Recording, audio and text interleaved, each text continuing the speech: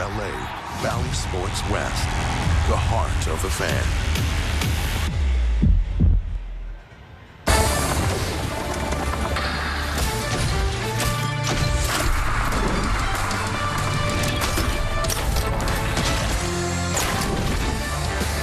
Welcome to Angels Live, presented by your Southern California Cadillac dealers right here on Valley Sports. Last night, it was the Yankees' turn to get in the win column. Now we're all square as we head to the third and final game of the series. And the Halos have a chance for their second straight series win. This one against the New York Yankees. Here's on tap over the next 30 minutes on the very big show.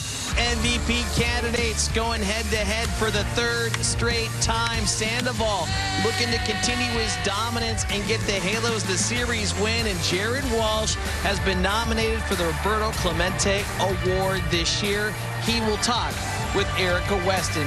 That and much more happens right here, right now on Angels Live as the jib comes climbing in thanks to Dave Stewart. Well done, sir. Coming on in here. Welcome, everybody. Don't be shy. Let's have some fun. Come on, GA. Let's get this thing going. Crank it up. Crank it up. Gerrit Anderson, Bobby Valentine, Ken French with you as we get you geared up for the third and final game of the series with the New York Yankees. And gentlemen, off the top, I am going to start with this last series in Toronto, and these two games here against the Yankees have been exactly what the doctors ordered for this franchise. A lot going on off the field and on the field, but you know what, GA, after a sweep in Toronto and two packed houses here at the Big A, you got the two AL MVP candidates going head-to-head. I mean, I can feel the energy with this fan base and this team, and this is a good time for them to have it. It is a good time. I mean, the fans bring it all. That's where it all starts, and in Toronto and in here, you know, those fans have shown a lot of energy, and it has to feel good as the Angels that they did sweep them, and also they're playing good baseball, and they come home and they continue to play good baseball. So, and there's been some normalcy, if you will, in the lineup. I mean, there's been some consistency, yes. So that does help as well. So, you know, guys relax, and they have a tendency to kind of fill in their roles, and they're comfortable. Feeling like postseason baseball, Bobby V, and that's always exciting to be part of. Yeah, it's a good feel. You know, it's something to come to the game, feel it, be here. Yankees in town, 3-game set. Hey, that's what the playoffs are in some of the rounds. So maybe you could just imagine that the beginning of the season, we were head-to-head with the Yankees. Right now we're not, but we have a chance of winning 2 out of 3. It'll be a fun night. Yes, it's been a great series, but you know what? The headline has been two guys going head-to-head, one being Shohei Ohtani, the reigning AL MVP winner, against Aaron Judge, who many might think is the top candidate to take it this year. But I'll tell you what, they have squared off, and they have not disappointed. Game 1, it was Shohei Ohtani with a 2-run homer to make it 4-2. No water, please. That was your game winner. But just a few innings later was Aaron Judge with his 50th of the season. Boy, has he been good. Then he hit 51 last night. So out of the 10 home runs that have been hit over the last 2 games, the big boys have accounted for 3 of them. And GA, we've been watching closely with Aaron Judge, but you look at the hot zone, it's all a hot zone. It's all hot. Basically, it just tells you need to walk the guy, but he can steal bases. So no, there's weaknesses, and you just have to try to exploit them. And to say you have to be perfect as a pitcher right now to this guy, you have to be perfect pitching to him.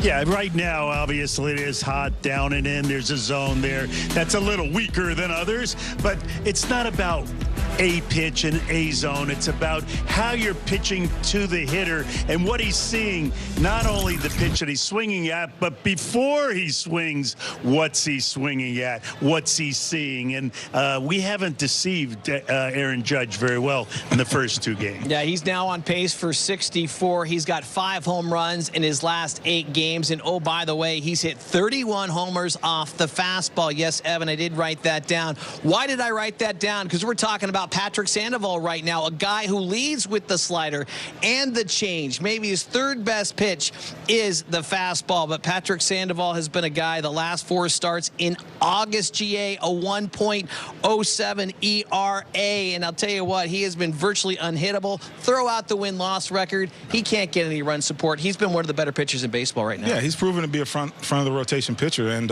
yeah, like you said, his win-loss record is not indicative of what kind of pitcher he is. He can't control wins and losses. He can control his ERA, and he can control passengers on the bases. But I enjoy watching him pitch, and, you know, hopefully he keeps the ball down tonight. Exactly. 1.45 ERA in his last 5. Bobby V, we've talked about now, yes, you pitch for your team, but you also got to pitch for yourself at this time of year as well, right? Yeah, well, he's feeling great about himself, and this is another notch in the belt. GA, it's not a regular game. It is the Yankees, and this is what the team you want to beat when you're feeling as good as Patrick is feeling right now. And remember, every game, there's just that little with Patrick where something goes wrong, an umpire or defensive play or something like that, and he winds up throwing back-to-back four-seam fastballs right down the middle. They get hit, and we're worried about what it's going to be like next time. But the mix of his pitches has gotten better as the year has gone on. He understands even to throw the down and in fastball to right-handers and then throw the slider down and in off the plate. That's a nice mix of pitches that he's come up with. So let's see how he continues to mix them and also keep the ones together that work together. Rocking the City Connects here tonight at the Big A. Oh, by the way, first career appearance against these Yankees, home or away. So you know the adrenaline's going to be kicked up a few notches. His 22nd start of the season, his 11th inside the Big A. So Patrick Sandoval has got his work cut out for him. As you guys were talking about, probably heavy change, heavy slider. You got to keep that fastball away from Aaron Judge. So when you look at Patrick Sandoval too, GA, we mentioned this game 1 of this series. Anytime you play the Yankees, things are a little bit different, especially for a pitcher who's been in this league for a couple of years. Hard to believe it's his first time. You got to believe the excitement's a little up there. Yeah, it is a little different, and a lot of times the strike zone is a little different as well. I've been victim of that. But nonetheless, yes, things are different. There is a little bit more energy, and I just like to see him try to exploit more of the weaknesses of the hitters that they have as opposed to try to stand with his strengths. And I know that's uncomfortable for some pitchers sometimes, but in a lineup like this, you're going to have to always make some kind of adjustments during the game.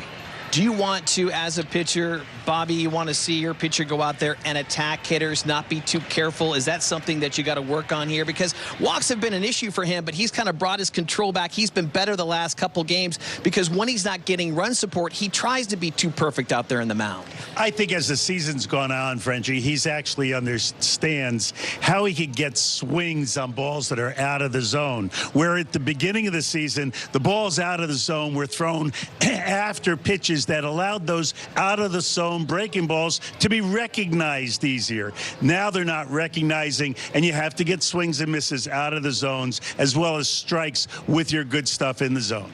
Patrick Sandoval's feeling pretty good about himself. He's two starts removed for his first career complete game shutout, 1-0 against Detroit. So hopefully he can keep things rolling against the Bronx Bombers here tonight at the Big A. So guys, I'm going to call this finesse versus power. He's going up against Gerrit Cole, who's got 200 strikeouts on the season. That's tops in baseball, and he has been so good about these Angels. Oh, by the way, he just went to school about 5 minutes from here at Orange Lutheran. He's got a 1.83 ERA in his last 7 against the Halos. GA, what do you do when you got fastballs all over the place? Yeah, he's a prototypical hard thrower. He has excellent above average fastball, and I would suggest to keep him. You have to keep him in the zone, because if you'll get caught in swinging at pitches out of the zone, up in the zone, because it does look good, and you're never going to be able to hit those pitches. How do you get him off his game, Bobby? Yeah, well, extra stuff. He has extra stuff. So as GA says, the stuff has got to be in the zone.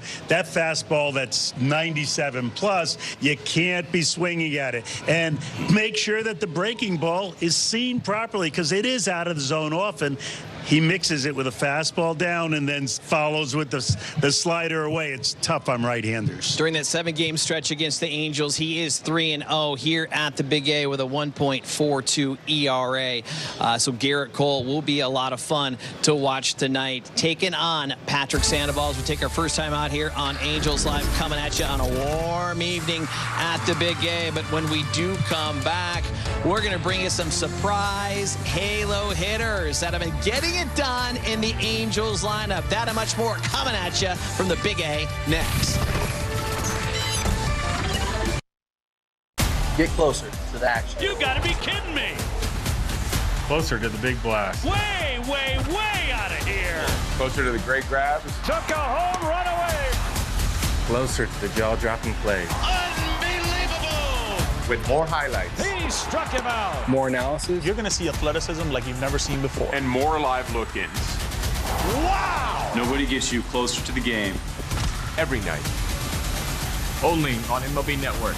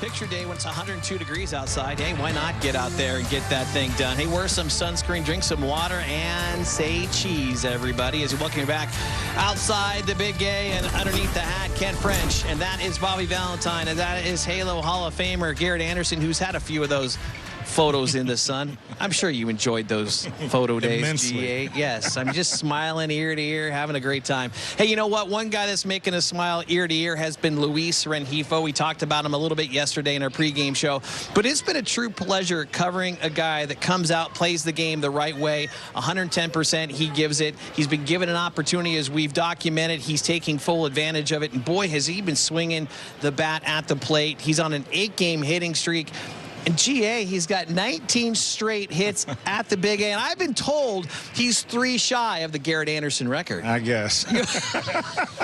You didn't get a trophy for that record, huh? No, they don't give you a trophy. They don't even let you know. Yeah. Didn't even have one of those on-field presentation as we take a look at what Rengifo's been able to do. But, Bobby, as you've been able to, throughout the course of the season, get him to play on a regular basis, what is it about his approach from both sides of the plate that's been impressive?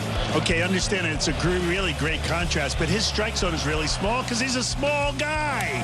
But he covers the entire zone. There he is inside outing a fastball that's in to the opposite field. We've seen him hit the inside fastball for a home run. There it is again where he can protect on that pitch. A lot of people like to go up against small guys. He can hit the fastball, and he hits the fastball that's up in the zone even to him. He's been known to jump on breaking ball strikes, especially early in the count, and he seems to be neutral from both sides of the plate. I think he's a good hitter.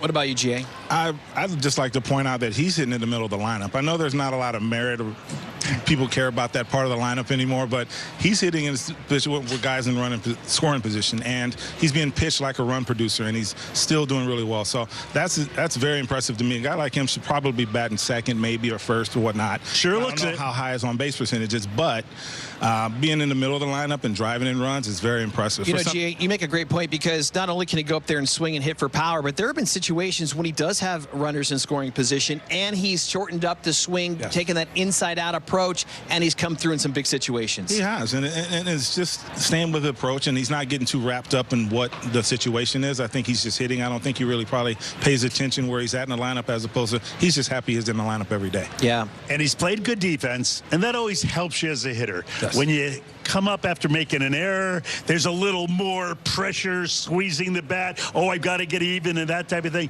Play good defense, then you play good offense. He's been a real nice find here, and I think is a find to stay. He's been a great story. So is Mike Ford. How about this, guys? That the Angels, his 4th different team this season, his 4th different Triple-A team as well. He's been released 4 times, twice by the Mariners. Talk about perseverance, GA. This is a guy he's a grinder. He doesn't give up, and he's taking advantage. Talk about Luis taking advantage of a situation. So is Mike Ford. That is the epitome of a grinder. I mean, to be released 4 times in a season and still want to play. Yes. And he's getting an opportunity to play, and he's doing well. So, you know, it's cool to see that because it's easy to walk away when you keep getting released over and over and over. Now, here's the amazing thing for me. He's a smart guy. Went to Princeton. That's an Ivy League school, right? Over on the other side of the country. So he's intelligent. He's with 4 teams. It took him to the Angels to hear, hey, listen, you hit too many ground balls. You got to hit the ball in the air. He said, why didn't somebody tell me that sooner? And so he got here, and he's hitting the ball in the air at a very good rate. Yeah, he's in a good spot, too. He's familiar with Phil Nevin, who was the third base coach when he was in New York. Well, he's hit bombs the last 2 games. What a segue that is into home run blast. Yeah, this is how you play it. You scan the QR code or visit valleysports.com/win. Of course, you compete for the $20K prizes monthly or season long. Your first play is free. You pick those 3 batters. You score points for every home run they hit. The more points you score, the more money you win. Who did everybody pick, and who picked Ford today? Anybody? He went back-to-back? No, but we got 2 Rengifos. We got a couple Trouts. We got an Ohtani from Bobby V. I'm going with Joe Adell. I think he can connect on a Gerrit Cole fastball here tonight. But what do you like about Mike Trout tonight, GA? He has a quick, short swing on a guy that has an explosive fastball. So I give my edge to Trout if he can keep him in the zone. Richie, you're calling the pitch. Not all you called it last night, and now you're calling the pitch as well as the guy. Wow, you were taking it to another level. Yes, let's go. Let's take it to another level. Hopefully we can take the series against the Yankees as Patrick Sandoval making his way out onto the field. We will take another timeout, but when we do come back, Erica Weston talks with Gerrit Walsh about being nominated for the Roberto Clemente Award. From inside jokes. Hey, look. It's Mike Napafanakis. To insider's perspectives. I like this. Plus money. Dakota Hudson over 3.5 strikeouts. Your best bet is the pregame spread. Served up only on MLB Network.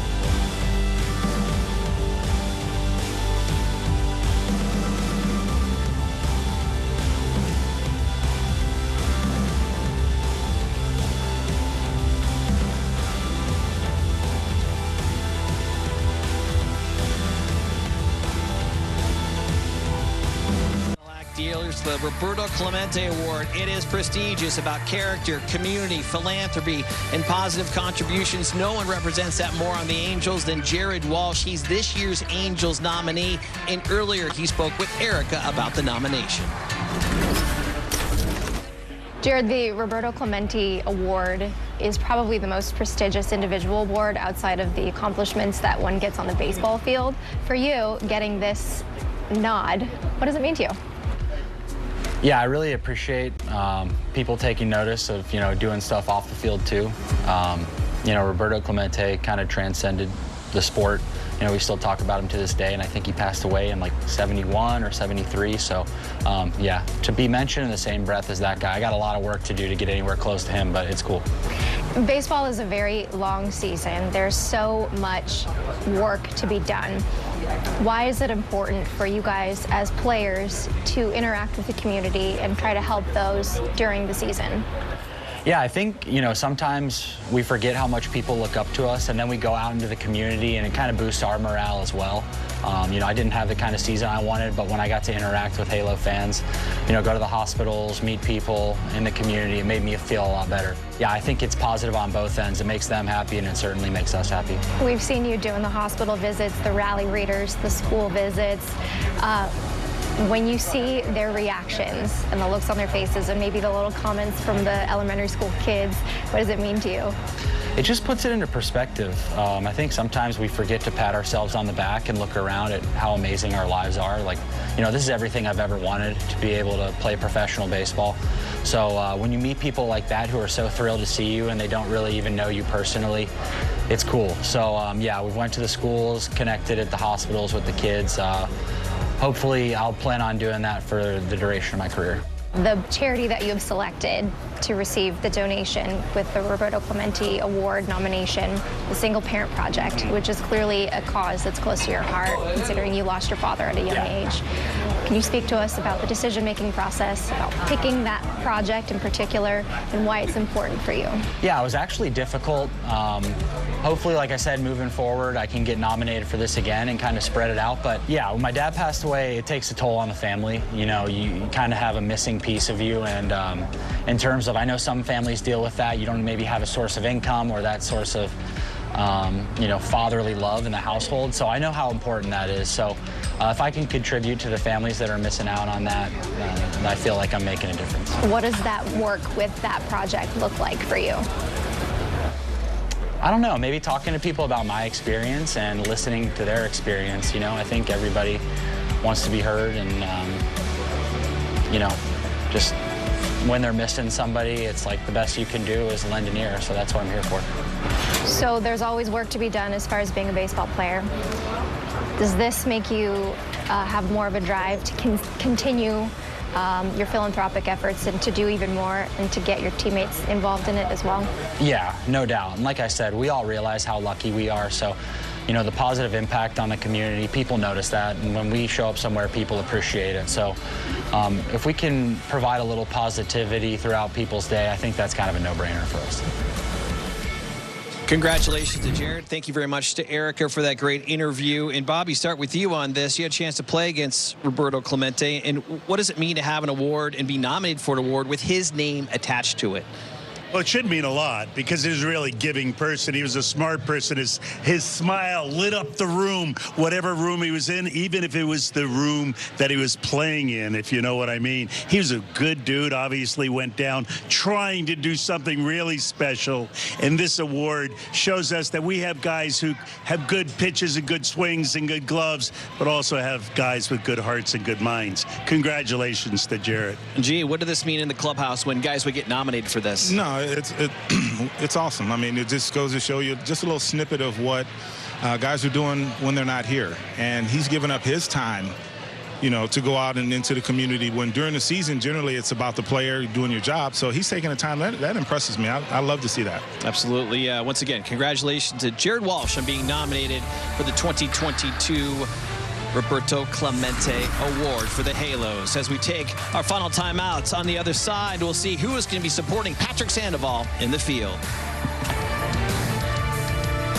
Every game, every night, everything you need to see. Get all the highlights with the fastest hour on television. Quick Pitch, late nights and every morning, only on MLB Network.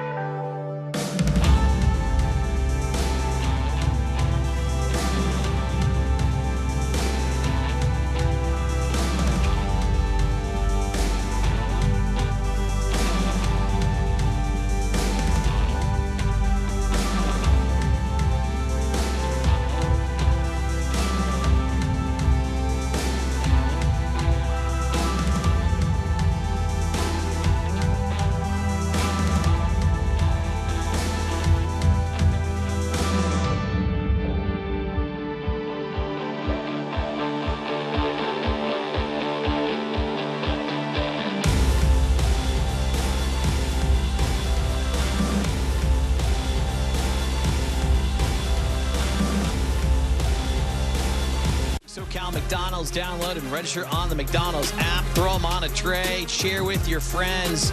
You can even sword fight with them, whatever you want to do. But fries are the best. They always put a smile on your face. Hopefully get a W here tonight. It's all up to Patrick Sandoval to get the W and the series win for the Halos against these New York Yankees. He's going up against Gerrit Cole, but who is going to be backing up Patrick Sandoval tonight in the field? Give him some run support. We got the top 4, top 5 pretty much the same, but you got Fletch moving to short, Rengifo moving to second. You got Matt Duffy, who's jumping the lineup at third base. Joe Adell's back in the lineup at left.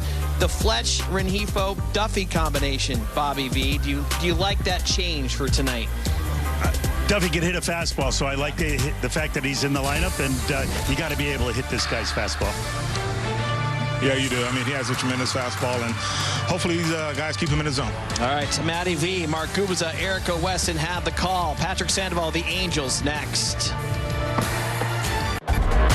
has done it again. I don't believe it. Do you want to watch more live games? He got it. What a catch. Unbelievable. Do you want to watch more live look-ins? Let's go live inside the park. A grand slam. Do you want to watch more breakdowns from your favorite baseball analysts? Field it, throw it, now you get back. Look how he fought to get to that. Then you want to watch MLB Tonight. You couldn't have scripted a better night of baseball. Every night, only on MLB Network.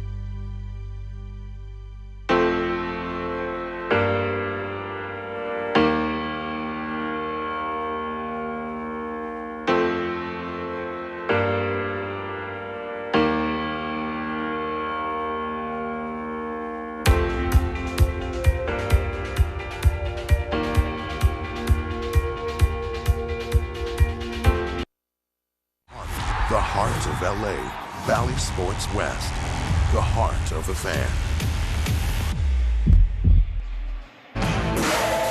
It's been a heavyweight battle. Round 1 went to the Halos. Round 2 to the Bronx Bombers. Get in the ring. Round 3 is next.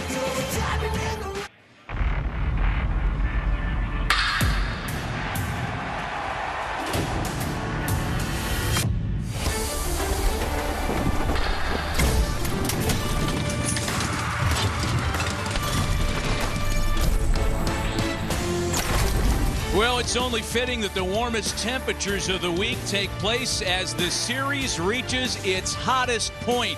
Tonight, Game 3 of the series between the New York Yankees and the Los Angeles Angels. Tonight's game is presented by Resorts World Las Vegas. With that, we welcome you inside the broadcast booth at the Big A with Mark Gubas. I'm Matt Vasgersian, Erica Weston with us as well. On Monday, Shohei Ohtani's 2-run homer enabled the Angels to survive Aaron Judge's 50th home run.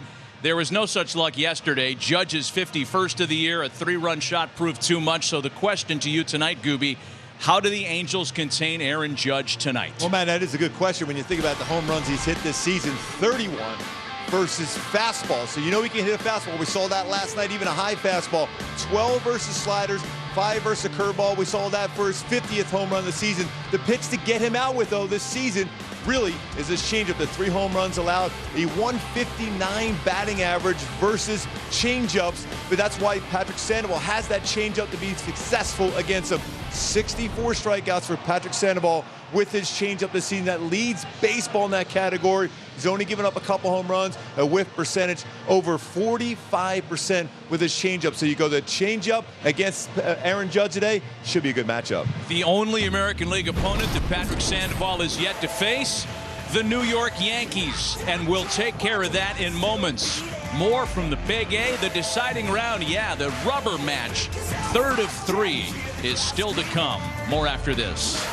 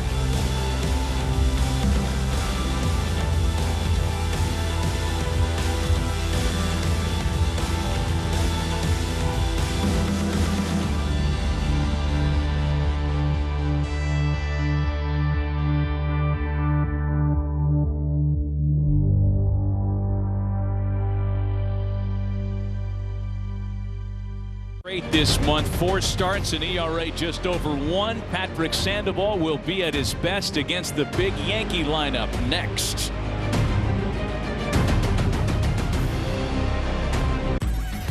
Baseball's biggest moments are live on MLB Big Inning. MLB.tv's nightly show takes you from game to game for all the grand slams, no-hitters, walk-offs, and more as they happen. Wow, he can do it all! Don't miss the ultimate baseball highlight reel. This is some kind of awesome. After your game ends, the action's just heating up on MLB Big Inning. Every night on MLB.tv.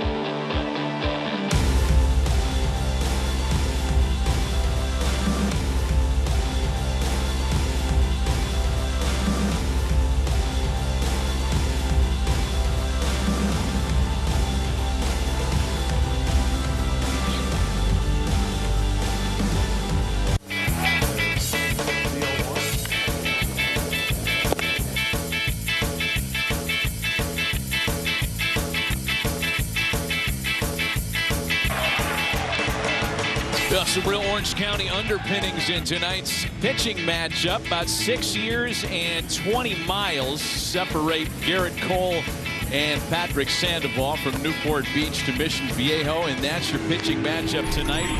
A very much Orange County theme here at the Big A tonight. Yeah, the City Connect uniforms working for the Halos here today. When you look at the two difference, you're going with fastball versus a great changeup. So it's going to be fun to see how these two compete. My go-tos for Patrick Sandoval to continue this role he's been on over his last 5 starts is use his changeup versus these power hitters versus the Yankees, and that glove side slider throughout the entire game, going down and in and down and away against lefties. It's going to be very important to get those punch outs. He's been successful with his slider, but his changeup has been excellent. Patrick coming off 2 really good starts on the Angels' recently completed 10-game road trip. He pitched the complete game shutout in Detroit, and then 6 days later limited the Rays to 1 earned run in 6 innings in Tampa. This is the Yankee lineup he faces tonight for Aaron Boone, LeMahieu, Benintendi, and Judge. Stanton, Donaldson, and Gleyber Torres back in there tonight after a night off yesterday. Jose Trevino, Aaron Hicks appears for the first time in the series, and Isaiah Kiner-Falefa back at shortstop tonight. Gorgeous night, the warmest of the 3 so far as this Yankee series reaches its final act tonight. Patrick Sandoval's first pitch of the ballgame, a heater that misses off the plate. DJ LeMahieu in the 2 games so far, 1 for 7. Going back a little bit further to the end of the Yankees series in Oakland, LeMahieu, the 3-time All-Star, just 2 for his last 19. Make it 20 as his fly ball is handled by Taylor Ward. On cue, let's check the Angels defense behind Sandoval tonight. Joe Adell makes his first appearance of the series, gets the nod in left. Trout and Ward in center and right field. Matt Duffy gets his first start of the series. He's pinch hit against the Yankees. Fletcher, Rengifo, and Ford around the infield. And Max Stassi, after homering yesterday, back in there tonight to receive Sandoval. And clean-shaven Joe Adell. He's been really good over his last 22 starts. 2 outfield assists, 0 errors for Joe Adell. He's made some really good plays. Sometimes he's walked by you now. He's like, wait a minute, who's that? Put the baby face back on. 1 gone for Andrew Benintendi, who homered last night. Part of a 3-for-8 series here over 2 nights. As per usual, swinging at the first pitch, it's 0-1. It's almost mandatory. I can't believe he took a first pitch fastball yesterday. Then he got a cutter. Did some damage to it. 0-1 the count to Benintendi. And he's quickly behind 0-2. High changeup that time. Yeah, so he went all speed high, fastball high. For Patrick Sandoval, this is his 22nd start of the year and just his 10th at night. And it's a 3-pitch strikeout that takes care of Benintendi. 2 away. But a 90-mile-an-hour slider. I love the fact he's been more aggressive. You go back to those starts on the road. He was attacking the zone. And this is going to be a fun matchup right here. Here we go. Judge. Aaron Judge and Patrick Sandoval have never faced one another. And you know about the impact Judge has made in this series, homering in each of the first 2 games.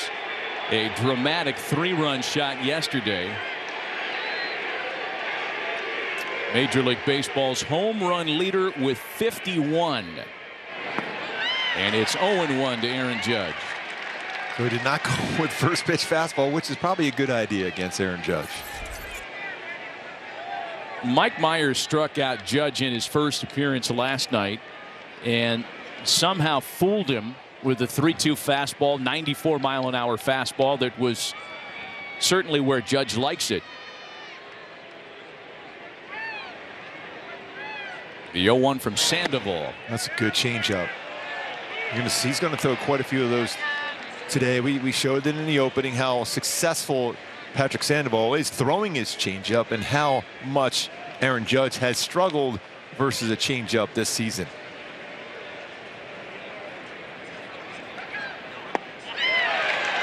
One and two.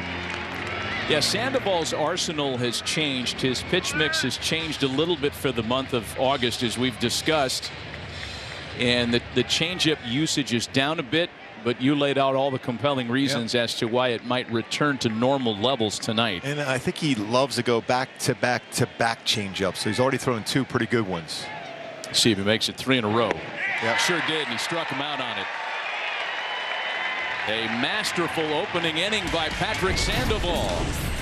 Couple of early punch-outs underway at the Big A. The search for high-quality meat ends here. With ButcherBox, you get 100% grass-fed beef, organic free-range chicken, humanely raised pork, wild-caught seafood, and so much more. Sourced from partners who believe in doing things the right way. Together, we can make a difference, one meal at a time.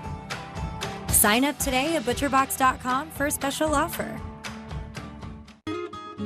At Boll & Branch, we don't make bedding like everyone else.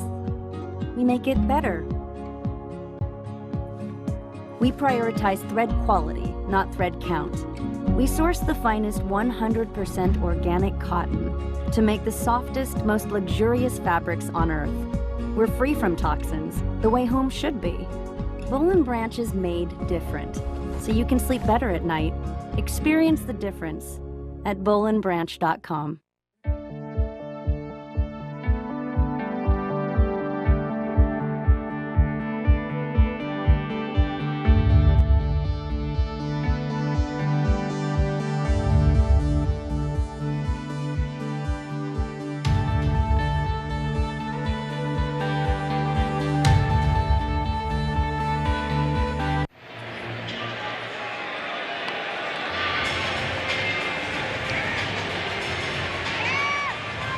To the bottom of the first as we check Phil Nevin's lineup card tonight. The Angels lineup brought to you by Simpson Chevy, and Phil really hasn't touched the first 6 spots in his lineup.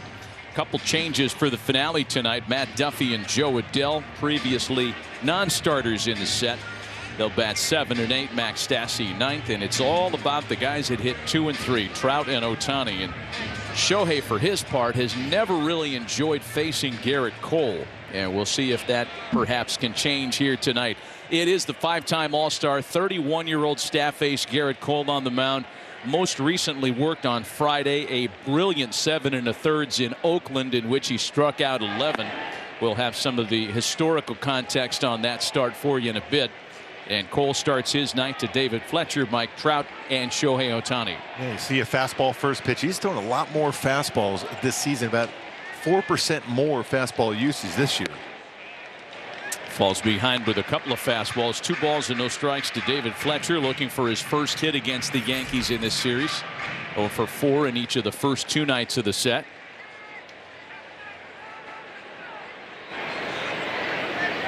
.2-0 from Cole.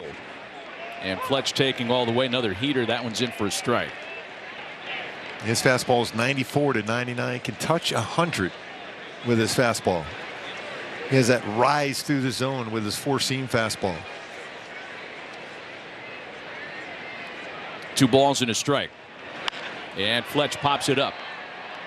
Out in shallow left center. A trio of Yankees are there, and it's Aaron Hicks that finally asserts himself one away.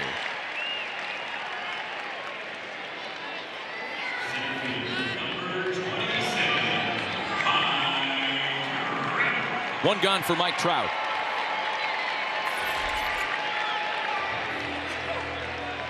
Two for 7 is Mike in this series. He has homered twice in 18 previous at-bats against Gerrit Cole. First pitch curveball in for a strike. After seeing a lot of fastballs in the on-deck circle, gets a curveball first pitch. You know, we talk so much about the value of the 0-0 pitch, the first pitch being a strike. And it's 0-2 to Trout. It might come as a surprise to learn that Gerrit Cole's first pitch strike rate is one of the lowest among all starters in Major League Baseball this year, just 60%. Really hard to figure that one out for a guy who is elite, who leads Major League Baseball in strikeouts, 10 and 6, ERA in the low 3s. All the numbers are there. Yet first pitch strikes are not a necessary part of his game. But when you have stuff that he has, you can always come back into account when you fall behind 1-0. Other pitchers, it struggles. And Trout's able to check it 2-2. Because you can even be sitting on a fastball. It's still difficult to hit. And Mike gets the benefit of a call the way a 3-time MVP should.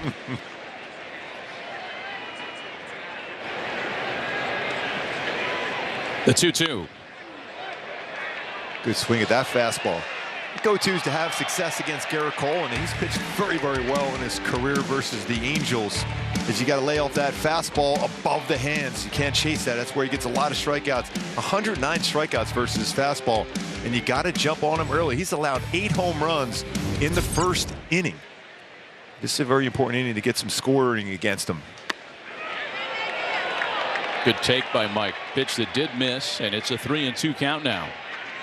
Well, you mentioned Cole's success against the Angels, well documented. 11 starts, 8-1 with a 2.47 ERA against the Angels.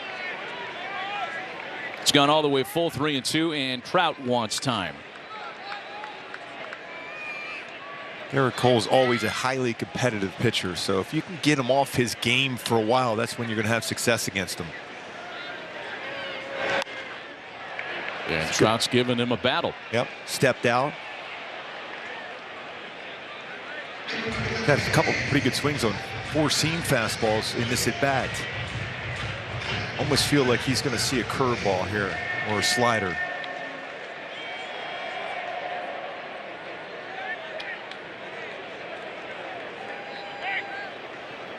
The next full count pitch came back with another fastball fouled away.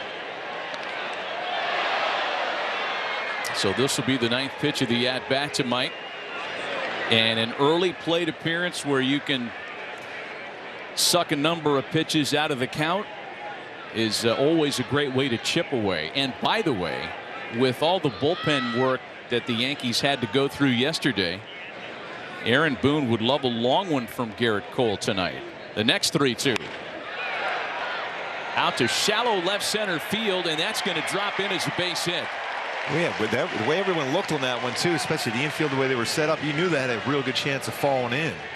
That is the very definition of fighting off a pitch. Yes, running in on you, upstairs. Get off me.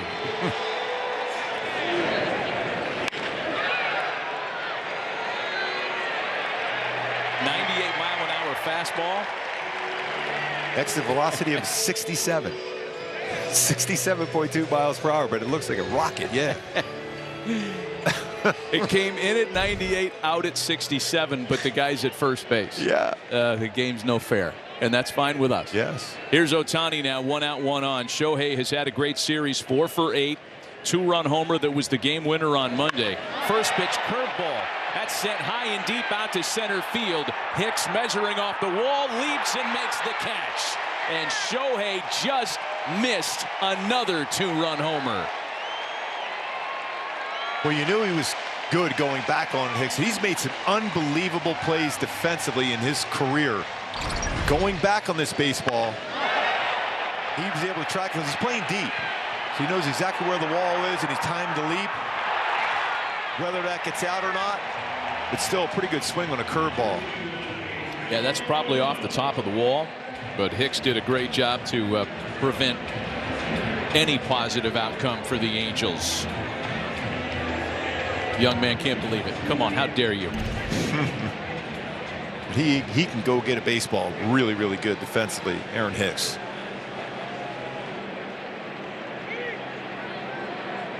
Little early charge into a big crowd here at the Big A tonight. And here's Rengifo now. First pitch curveball to him, misses outside. When that would have played perfectly with the home runs that Gerrit Cole has allowed in the first inning, with 8 of them. That's a real head scratcher. 22 homers all year, 8 of them in the first inning. 1-1 to Rengifo, who has homered this series. He cracked a solo shot on Monday. Do like Shohei being aggressive on the first pitch there too. I mean, he's hit some breaking balls out of the ballpark this year. 12 of them, as a matter of fact, breaking balls. But after a long at bat against Trout and a flare falls in there, you have a little bit of a letdown as a pitcher. So be ready like he was and almost hit it out.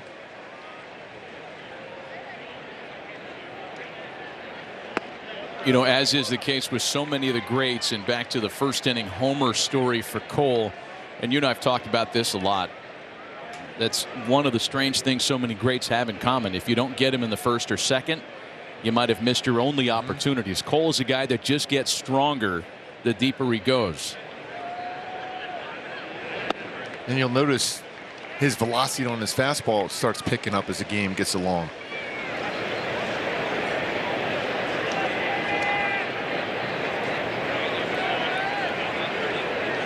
The guy that almost hit that one out is very similar to that, where you see him usually just kind of get going and get a feel early on. He's giving up some home runs himself, Shohei, especially even leadoff batters of a game. But then all of a sudden you look up, it's 6th and 7th inning, he's punched out 9 or 10. So back-to-back changeups, by the way, Gerrit Cole against Rengifo. Yeah, and he hasn't found a changeup for a called strike yet. Good thing is now Trout is able to be on the move here now. 3 balls and 2 strikes, 2 gone, last of the first, no score, just underway.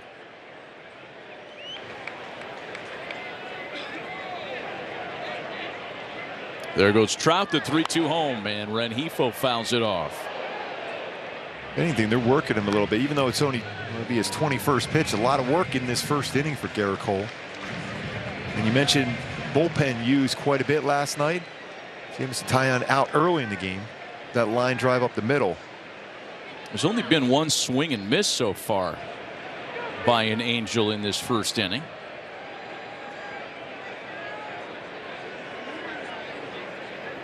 Long at bat against Trout after a series of foul balls. And here's the next 3-2 pitch home to Luis Rengifo. On the ground for Donaldson. And that retires the side.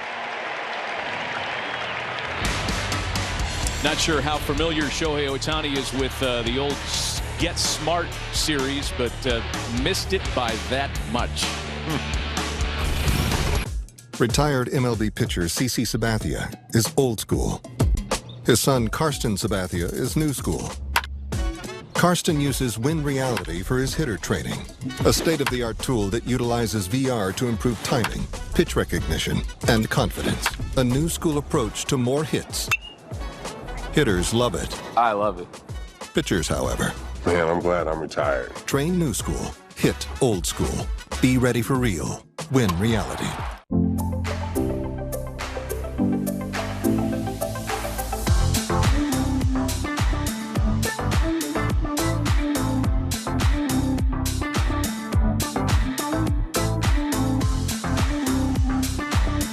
Good nights lead to great mornings. Get generic Viagra shipped discreetly to your door at RexMD.com. Your consultation is free. There's no copays, no doctor office visits, and your shipping is always free. Visit RexMD.com right now. With the Game Time app, I paid 60% less than this guy.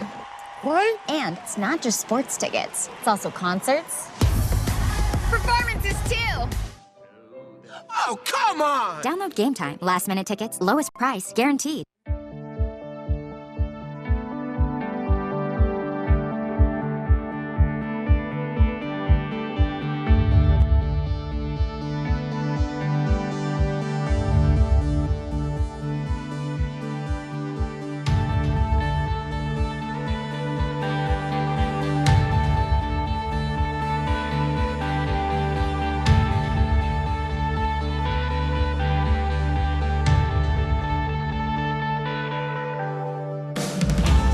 They go Bon Jovi today. Never say goodbye, Patrick Sandoval, against this lineup, a Yankee lineup that relies so much on the home run ball.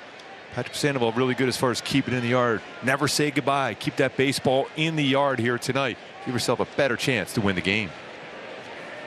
Yeah, it's a Yankee lineup that leads the free world in homers, something we've talked about a lot. 205 to lead Major League Baseball, and here's a guy responsible for a lot of that damage. Giancarlo Stanton leads things off in the second. After missing about a month on the IL, Stanton has come back and gone 1 for 9 in this series. He did play in the Oakland series, and there was a thought that Aaron Boone might get him off his feet and he'd play only 2 of the 3 here against the Angels. But you kind of get what the Yankees are doing. They want to get his timing back because he's just been a tick off the last 2 nights. Same thing there, even with the fastball there, just enough on it for Sandoval upstairs to get it by him. 2 strikeouts in the first for Patrick on a 9-pitch inning. A ball and 2 strikes to Stanton. And even though you identify Patrick Sandoval so often, slider, changeup, he's starting to throw his fastball a little bit more. Kind of a pattern you're seeing from the Angels this entire month. More fastball usage, better usage of the fastball, setting up their secondary pitches.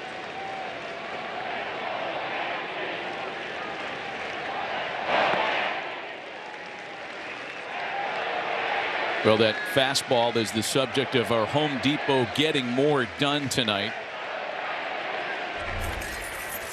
And for Patrick Sandoval, he's a big part of this. Angels pitchers as a staff, strikeouts on the heater, 87 this month.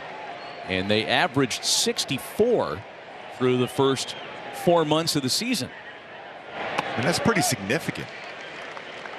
And you're seeing each one of the pitchers' average fastball velocity is actually ticked up a little bit, including Reed Detmers, who's on the mound on Friday. Shohei, last time out, struck the 6 batters he struck out early in the game, 5 on his fastball, including a 100-mile-an-hour fastball. From 0-2 to 3 balls and 2 strikes on Stanton, the payoff pitch home. Good pitch. And wow, Sandoval just missed with a slider. Leadoff hitters aboard, and for more, let's send it down to Erica. Thank you, Maddie. Yeah, the towering home run by Aaron Judge last night, number 51, the difference maker in this ballgame. So how much did Phil Nevin consider another intentional pass, much like we saw in the first game of the series? Well, he said he certainly was considering it, sitting over there, but he said, you know, he didn't want Aaron Judge to beat them last night. He said at the end of the day, there was a base open, 2 outs, and it definitely came back to bite him, but he said it's not a cut and dry decision. He was basing it on those first 2 at-bats against Myers, the strikeout, the flyout. He said it might be a little bit different though tonight. Reserve the right to change your mind, I think. Leadoff hitter aboard for Josh Donaldson. Yeah, look, I don't think anybody in the league, knowing how good Phil Nevin is at in-game strategy, I don't think anybody's going to take a shot at anything he decides to do, because it's always going to be thought out, and he might admit later if something works, look, I took a chance.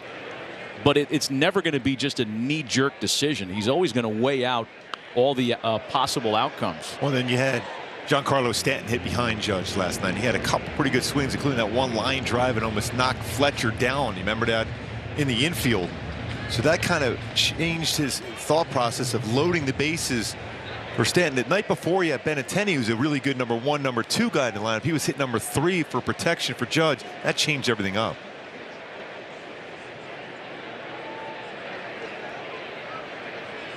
Counts 0-2 on Josh Donaldson, 1 for 5 in the series. Had a pinch hit single on Monday and went hitless last night.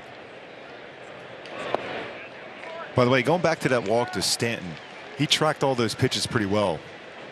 I'm looking forward to him getting out of town. That's now. the sign of a guy getting it together. Yeah, I agree with you. I was a little nervous the way he checked it and didn't chase it all. Let's expedite this conclusion. Get to the 9th. Get the guy out of here until next year. Yep. Let the Red Sox and Blue Jays deal with him. Ball and 2 strikes. I want to get back to Nevin just for a sec, because I've never been a huge fan of the Bill Belichick head coach / manager sweatshirt trend. But Phil's wearing the vest on the City Connect jersey well. Yes. I like that look.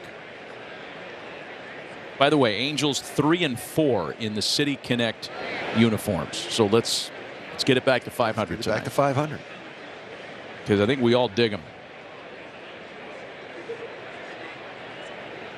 2 balls and 2 strikes to Donaldson after a long hold. A ground ball to third. Duffy to Rengifo. Round the horn they go. The double play. The 12th double play turned behind Patrick Sandoval this season. Nice play. Matt Duffy right at him. Quick feed to Rengifo. 5-4-3.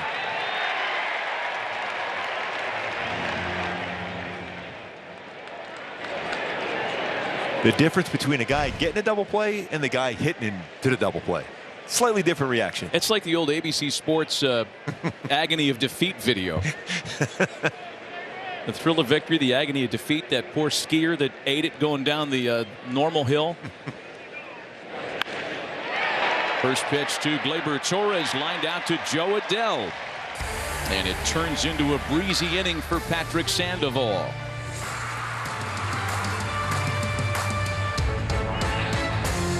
I love the Boys and Girls Clubs because they help you believe that you can make it to the big leagues. Big leagues of what? Law. Art. Construction. Baseball. How'd you guess? With the help of Major League Baseball, the Boys and Girls Clubs of America help kids make it to the big leagues of anything. Hey kids, join MLB Network and your favorite players for a show made just for you, Play Ball. It's all the big moments, bat flips, and amazing plays from an exciting week of baseball and tips to up your game. Saturdays 10 a.m. Eastern on MLB Network.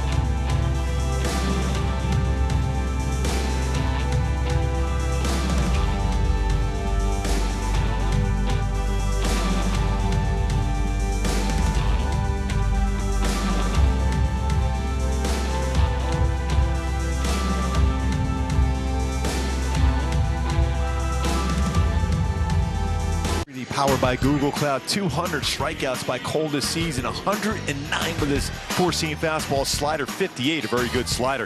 Changeup at 16, knuckle curve 12, and he has 5 with his cutter. A number of his strikeouts, especially with his fastball, have been in zone, but his secondary pitches get a lot of chases well out of the strike zone. That tells you what kind of spin rate he'll get, especially with his slider. He'll go back to work. Will Cole in the second for Taylor Ward, Mike Ford, and Matt Duffy. And another non-strike to start a count. Ball and no strikes, a count to Taylor Ward, who drove in a run in his final plate appearance last night. 1 for 8 in the series. A chopper, tough play for Cole. Time to set, and he gets the throw over there, but it's offline. Infield single for Ward. Both of the Angel hits have been flukish, yes. Let's call them.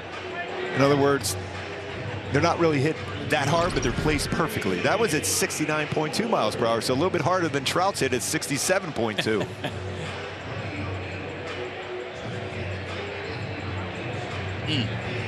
Got to go a long way, stretching a little bit behind the mound. And McGarricole's 5 hitters deep into this game. He doesn't have a strikeout yet. And that wouldn't be a big deal for most, but for a guy that's racked up a league-leading 200, you take your victories in very small steps. Here's Mike Ford now. Homers in each of the first 2 games of the series for the ex-Yankee. And it's 0-1. 2 for 3 with a homer Monday. 2 for 3 with a homer last night.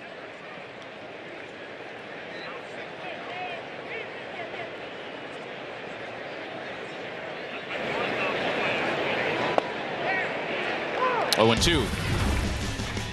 Yeah, let's take you back to the homers against Frankie Montas on Monday. And that was the one where he shushed the crowd. Yankee fans getting on him. And then yesterday, lefty-lefty against Lucas Littke. It's a blitz of that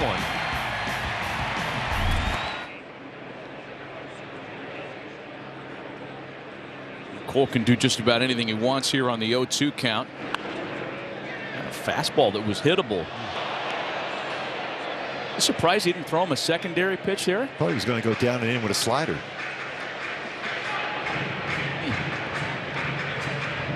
Mentioned his fastball usage is up this season, and he has 109 of his 200 strikeouts with his fastball. He does have a devastating slider. He's thrown a lot of it tonight. 26 pitches, 19 fastballs. See if the wrinkle comes on 0-2 this time. Nope, another fastball. He doesn't look comfortable yet on the mound. At any given moment, when he does get comfortable, then it's going to be even more difficult. Well, the images of Gerrit Cole's last start here at the Big A are still fresh in many of our minds. One of his best starts as a Yankee last September here against the Angels. Ford hits into a double play. Let's remind those of you who didn't remember it. It was September 1st. 15 strikeouts over 7 shutout innings. He scattered 4 hits. It was just the 3rd time a visiting pitcher had come to this stadium and earned a 15 strikeout game.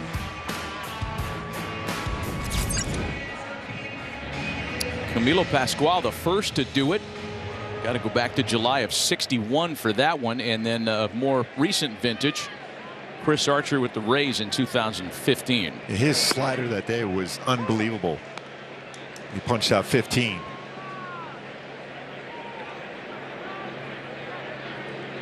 First pitch strikes to each of the last 2 hitters he's faced now as he's 0-1 to Matt Duffy. A bouncer over the mound. And despite the leadoff single, the 1-2-3 inning for Gerrit Cole.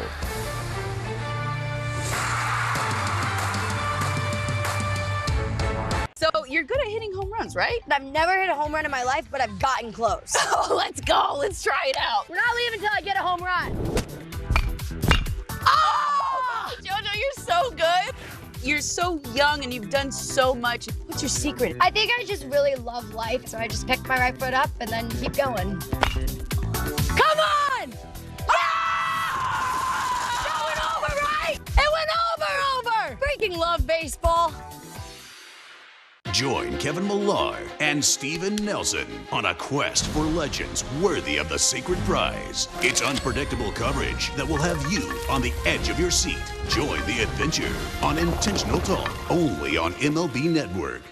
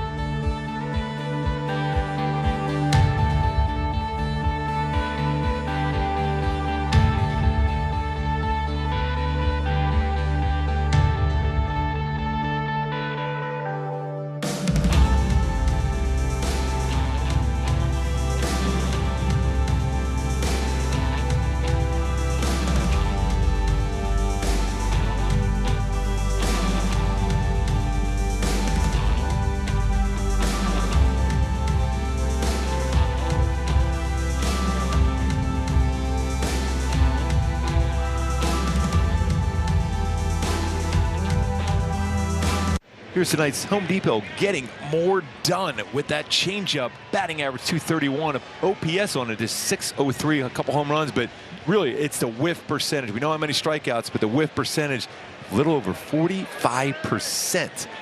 Changeup already, you're seeing that on display against Aaron Judge. Patrick Sandoval doing his normal routine where he stretches his hip because he fires that front part of his body and that hip towards home plate. That's where he generates a lot of his power, especially with his fastball and that changeup, which is so solid.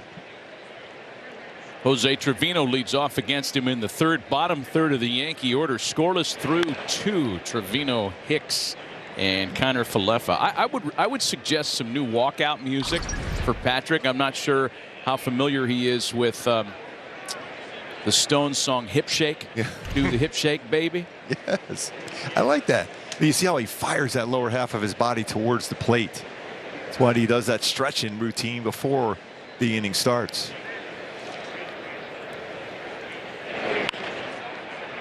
Back to Sandoval. See how loose and quick those hips are? Moving around, making the play. Love it. I mean, we would all benefit in life from doing things like that. Yes. We'd be able to get out of bed a little easier in the morning.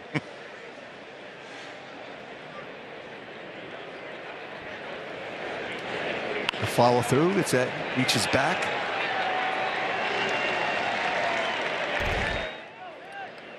Hip shake appears on Exile on Main Street, by the way, for any of you who want to dial that up on Spotify. Oh, yes. Here's Aaron Hicks now. Hicks making his first appearance in the series. He has lost considerable playing time with the acquisition of Andrew Benintendi, with Aaron Judge kind of asserting himself as a plus defensive center fielder, and by the way, the tallest in the land. Hicks has had a rough offensive start to the season, and it's 0-2.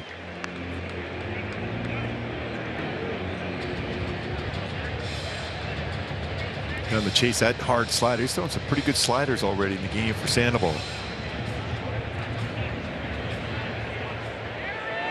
When you see numbers like that, you got to make a hit or chase something out of the strike zone. You don't have to get him out with something in the zone. That's a base hit. Too much of the zone. Hey, join us for Ducks Night. It's coming up on Friday. Angels face the Astros at 6:30. First 25,000 fans receive a Ducks hockey helmet. Somebody step on a duck. Courtesy of Bally Sports. For more info, visit angels.com/promotions. I'll have 2 of those, 6 of those. Boy, a chance to get him to chase something. You'd love seeing Patrick Sandoval finishing off a hitter as quick as possible too, but you just want to get a little bit further out of the zone. That got a little too much of that inside part. Credit Aaron Hicks for getting a base hit. 1 out, 1 on for the number 9 hitter Isaiah Kiner-Falefa, who takes a strike. Already 8 swings and misses for Patrick Sandoval in this game. Going back to 2019, the most swings and misses in a single game. 35, Jacob deGrom a couple years ago, and then Sandoval with 32 that game last year against the Mariners that we talk about so often. He's on that kind of pace tonight. Fires a fastball in, taken for strike 2. Using his fastball effectively. That's at 95. Another 0-2 count. Sandoval got 0-2 against Giancarlo Stanton even last inning. We ended up walking him. Same thing with Donaldson. Aaron Hicks. A lot of strikes thrown early on for Sandoval.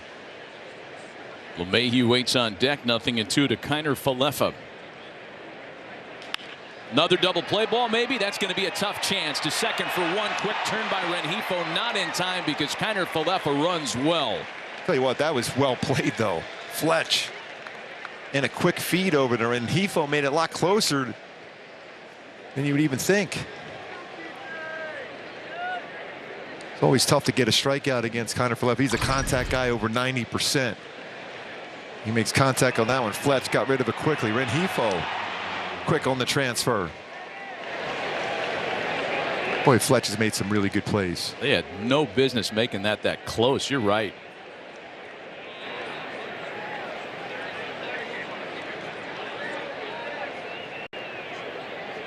So a runner aboard with 2 gone now for LeMahieu, who flied to right in his first at bat tonight.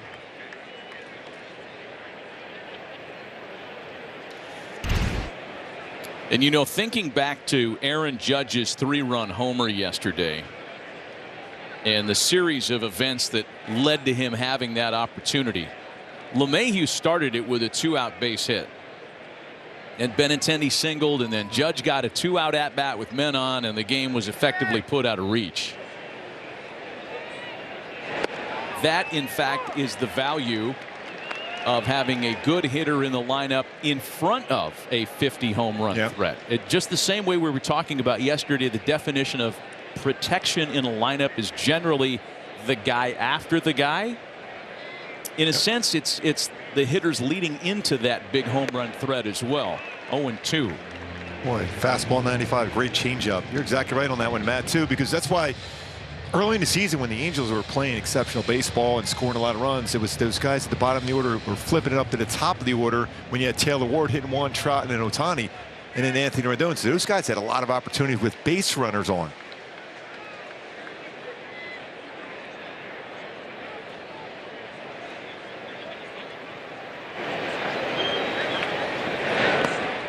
Changeup misses, and it's a ball and 2 strikes now on DJ LeMahieu. The first pitch out of the zone, really. He's thrown on 0-2, 3 in a row.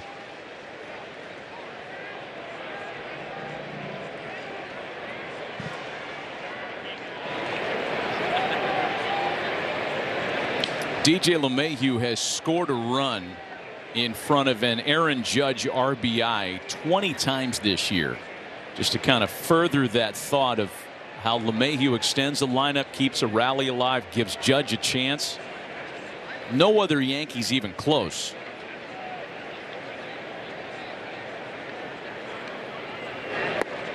And he's caught looking at a called strike 3. 3 strikeouts in 3 shutout innings for Patrick Sandoval. Aubrey Plaza, are you ready to swing away? No. Here we go. It's like you're aiming at me or something. Yeah. Are we cool or? I told you this is the best day of my life. Suck. I have a lot of anger. 100 points! Numbers mean nothing to me. Is this a mic? Oh, nice. Hold Side not eye. to laugh. Ow. You felt that? I did. So I am a witch. Yeah, you are a witch. If you think they're excited, you ain't heard nothing yet. Be quiet, win ball games, then I'll shut up. High Heat with Christopher Russo, only on MLB Network.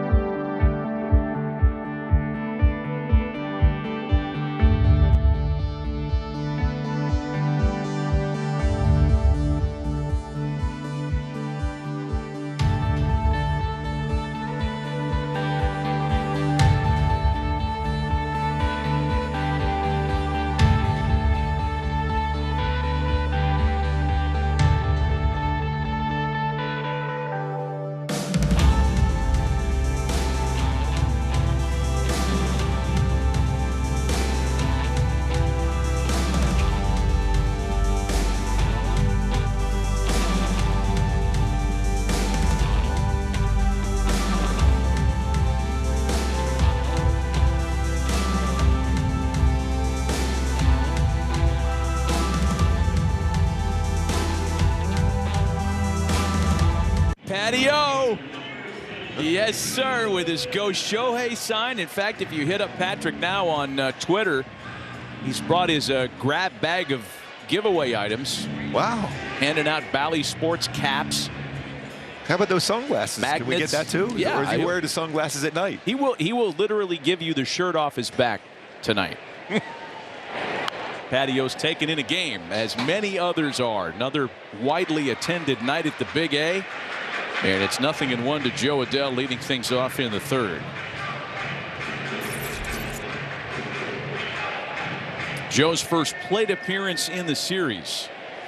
He's had 4 previous plate appearances against Gerrit Cole. 0-2 the count to Adell. Seen that quite a bit ever since that time he got hit with a pitch on his thumb. Even he's fouled some baseballs off and lost control of the bat. Boy, he tied him up on a fastball in there too. Max Stassi might want to think about where he's standing on deck. It's not gonna be like Joey Gallo, like right behind home plate now. Is he still doing that with the Dodgers? I haven't seen him. No, I haven't seen a game there, but he was literally right behind home plate. I don't know why that bothers me as much as it does. I don't like rule breakers.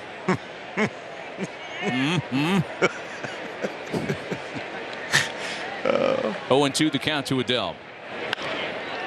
Back up the middle. Picked by Torres. And we're almost the first time through the lineup, and Gerrit Cole does not have a strikeout tonight.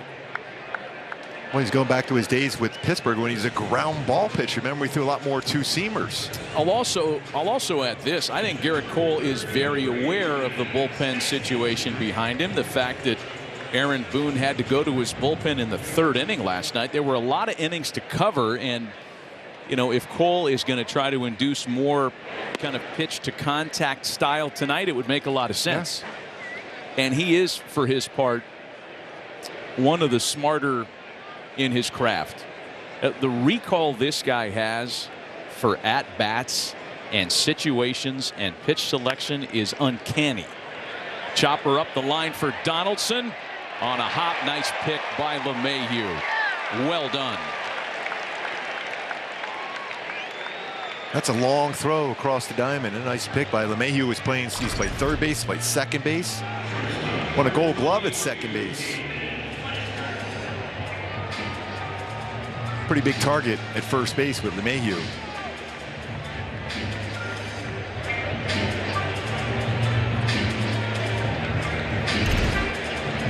I mean, you tell me, is that something that not every pitcher, but every great pitcher has in common? I mean, I remember talking to Gerrit Cole a couple years ago about a plate appearance he had against Oakland's Chris Davis 3 years earlier, where he remembered pitch for pitch the sequence.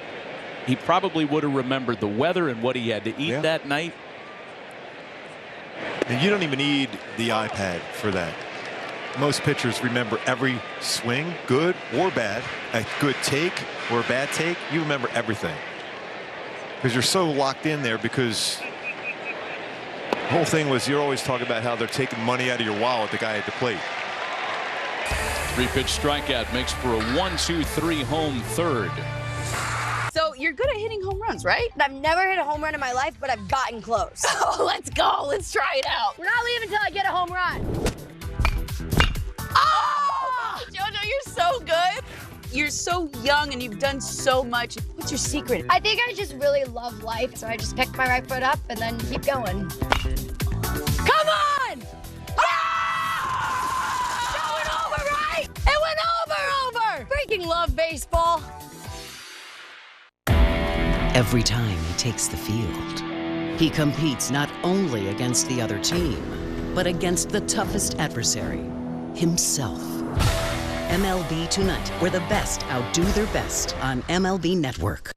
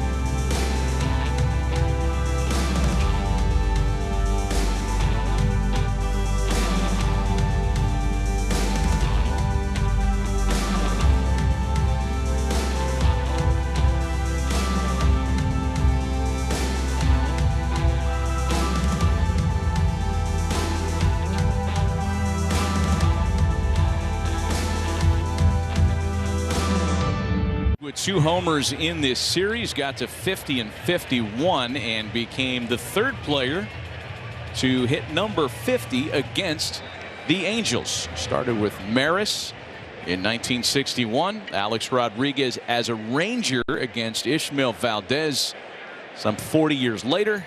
And then earlier in this series, Aaron Judge. Andrew Benintendi leads things off against Patrick Sandoval in the visitors' 4th. No score. A pitching and defense night, and Patrick Sandoval has been as sharp as we've seen him all year through the first 3 innings this evening. Facing this Yankee lineup with all this power, and you're locked up against Gerrit Cole, so your focus level is even higher than normal.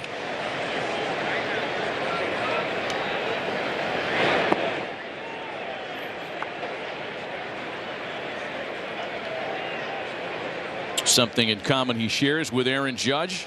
The year Judge hit 52 homers, he was AL Rookie of the Year, and Benintendi was his runner-up.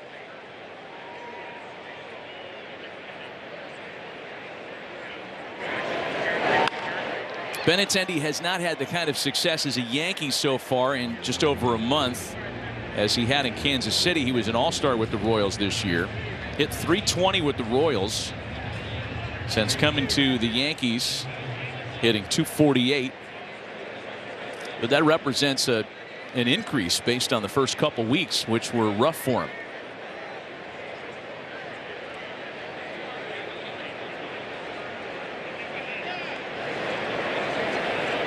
1-2.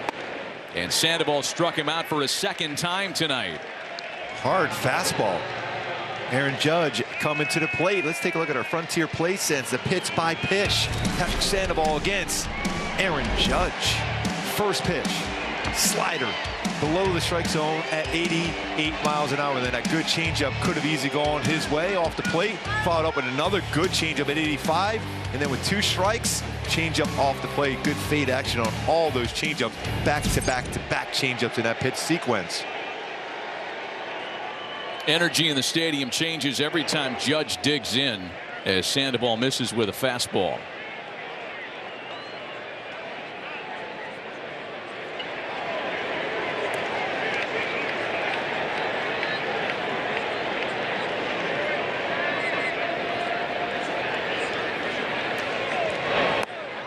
Ooh, got away with that. Oh, he knows it too. Oh, man.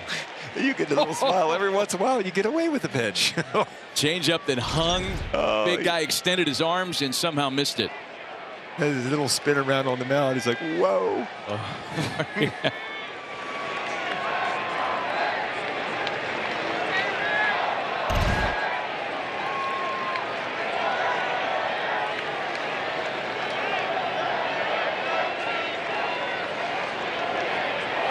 One. That's good fastball. That's unhittable. I still think if you throw Judge a fastball, if you could throw it down there. I mean, it's not easy to do that. Nobody really hits that all that well. He'll hit that ball. He can hit it hard, but more than likely it's going to be on the ground. Well, for so many years, you know, for a guy that stands 6'6", the bottom of the strike zone gave him fits. And, you know, there is an optical illusion element to an umpire's view of a 6'6" batter. Got him. Slider. Fastball away. Slider down and in. Sandoval into this game here. Tight slider. 5 for Sandoval, including getting Aaron Judge twice tonight. Well, you could not have been more on it when you talked about the only kryptonite for Judge this year being the changeup. Though he did strike him out on a slider, he set him up on changeups in each of his first 2 at-bats. And now it's Stanton with 2 gone. I'm at 96 a number of times in this game for Sandoval with his fastball. More fastball usage, better fastball velocity, setting up the secondary pitches.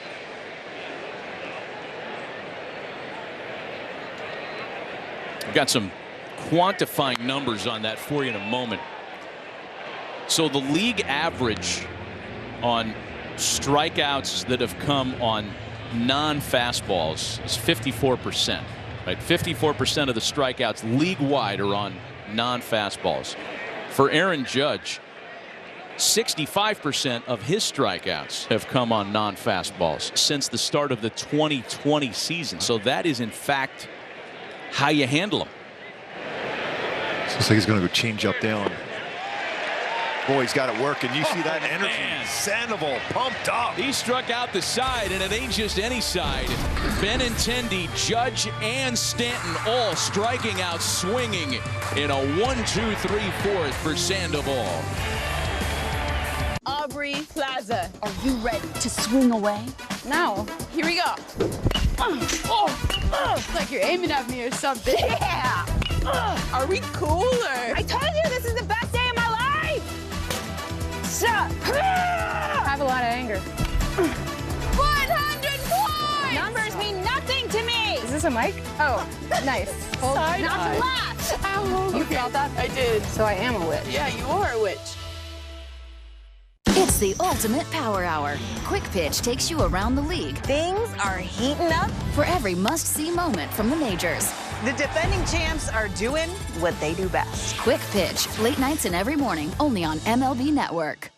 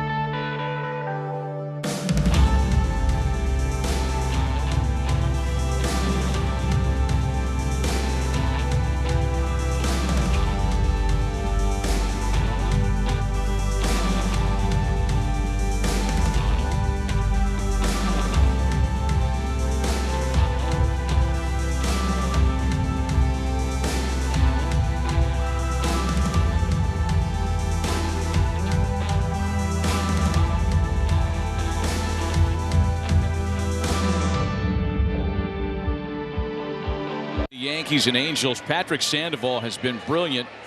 4 shutout innings with 6 strikeouts, including getting Aaron Judge twice. 3 shutout innings for Gerrit Cole. 1 strikeout for him, and he'll face Trout, Ohtani, and Rengifo here in the 4th.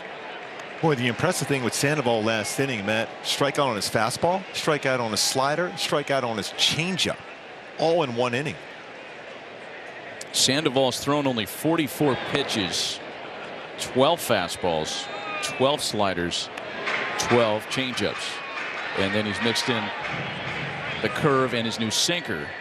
You think he's into this game? I think he's into this game. He is locked Yeah, on. you don't even want to sit down. Ooh, that was a pitch to Trout. Could have covered on that one. Slider, heart of the plate. You know, and as comfortable as Patrick looks, as locked on as he looks, as you mentioned earlier, Gerrit Cole does not look like he is liking what's happening as much. No. And he's really hard on himself. So it's tough to gauge. Like, Cole could go out there and throw 7 shutout innings and then tell reporters later that he thought he stunk that night, because he is that tough on himself. That's what the great ones are. They're perfectionists. Cole's thrown 42 pitches, 30 fastballs, and he strikes out Trout on a breaking pitch.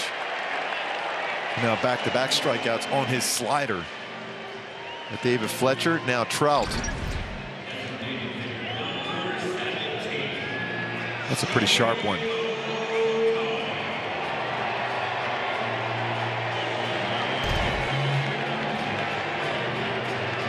Always remember when he's successful against Ohtani, it's been that high fastball, but Ohtani's been great in the month of August. On base percentage of .391, slugging is .639, and an OPS 1,030. Shohei almost added to that first at bat. One of the best months of his career, in fact. And he's behind 0-1 as he offered at a high fastball. Got to believe he's going to get a lot now. I remember a home run that Shohei hit against Severino was a 98-mile-an-hour fastball here. It was 2018, a rocket out the right center. On a Sunday night, if I believe.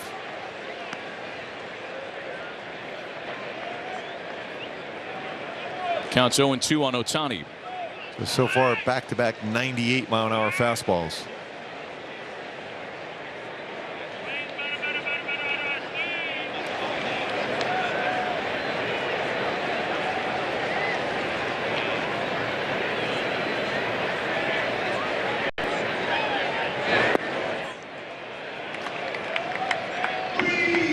Unusual. A lot of times when you see a pitcher, especially one that's aggressive, has a great fastball, anytime you see a shake off, when you make that emphatic nod, you always think fastball. He threw a slider instead. Fake shake. Yes.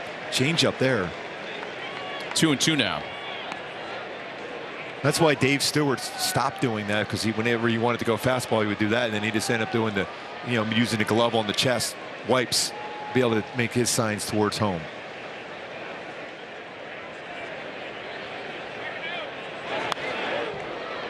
Back to the fastball, and it stays even at 2-2. See that often for Shohei, just that jamming on his hand and his thumb. It happened, we saw it in Toronto. This happens often. Cole has found a little something extra on his fastballs in this at bat. A couple of 98-mile-an-hour heaters. That's a pretty good change. Man, wow. Just missed with it. I mean, that's the kind of call that a 5-time All-Star usually gets. Let's face it. The reigning MVP got the call. That might have been just barely, if anything. I thought it got the lower part. Missed. Missed it by much again. 3-2. And Ohtani pops it up. Hey, Gerrit Cole's also a guy that'll wear it. You know when he's frustrated. Oh, yeah. And who among us wouldn't be frustrated by not getting a call on that pitch? Especially with a guy at the plate like Shohei Ohtani, because the very next pitch you could be down 1-0. And now it's Luis Rengifo with 2 out and the base is empty. So much was made of Cole's free agent signing with the Yankees. when he left the Astros, signed the big multi-year, multi-million-dollar contract to go to the Bronx. Casual fans may have forgotten that the Yankees tried to draft him out of high school. They wanted him way back when. He was chosen as a first rounder in 2008 and instead wanted to go to UCLA. And imagine how Yankee fans responded to that. How dare you? We spent a first round draft pick on you and you went to college? Lined into center field. Rengifo's got a base hit. Yeah, he's ultra competitive. And you can see even that base hit, he's not real happy. He's like, look, how did you hit that ball? Change up he got.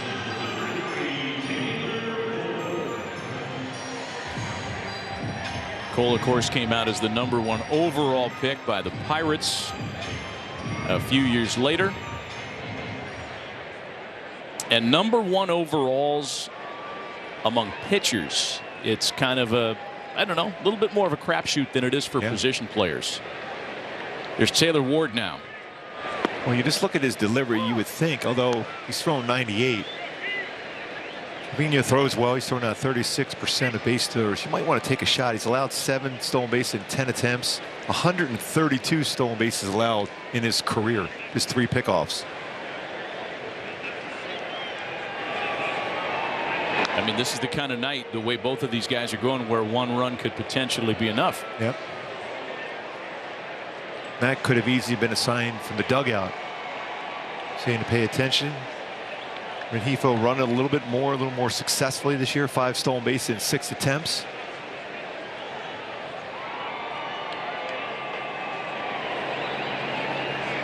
So the fastball got Cole in front 0-1. Because you can see that that's a high leg kick. Damon Mayshore over there, he has a stopwatch, but they have all the information they need before that, even checking how quick he is to the plate and relaying that information to Luis Rengifo. He wants a new onion. Ball and a strike.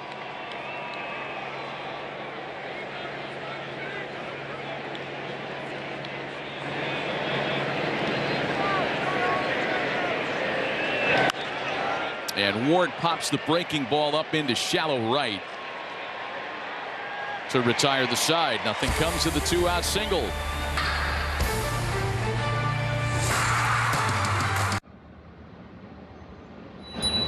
Hey, it's me, the summer breeze.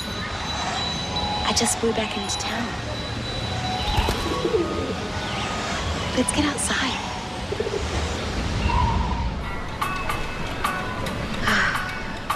Much better.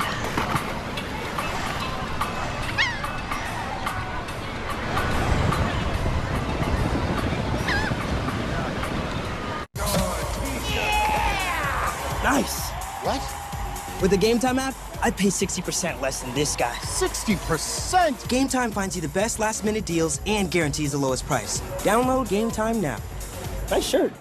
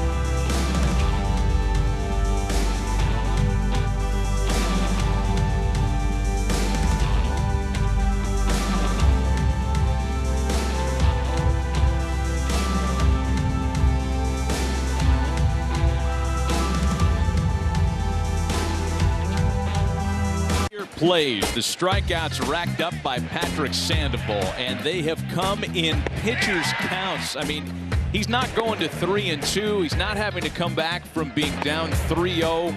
The 6 strikeouts have come in the following counts: 0-2, 1-2, 1-2, 1-2, 1-2, and 0-2. A 3-pitch strikeout finally to Giancarlo Stanton.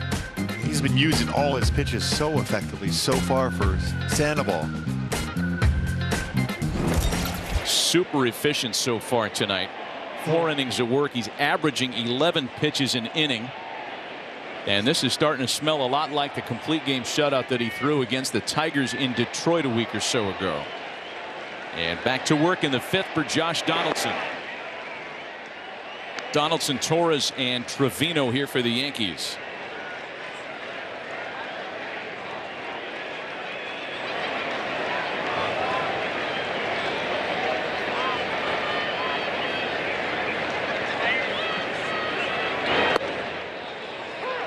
Sandoval gets a call on a pitch that borderline missed inside. Not so, says Ryan Additon, the home plate umpire tonight. Pretty good breaking ball, good curveball. Good depth to it. It's 79.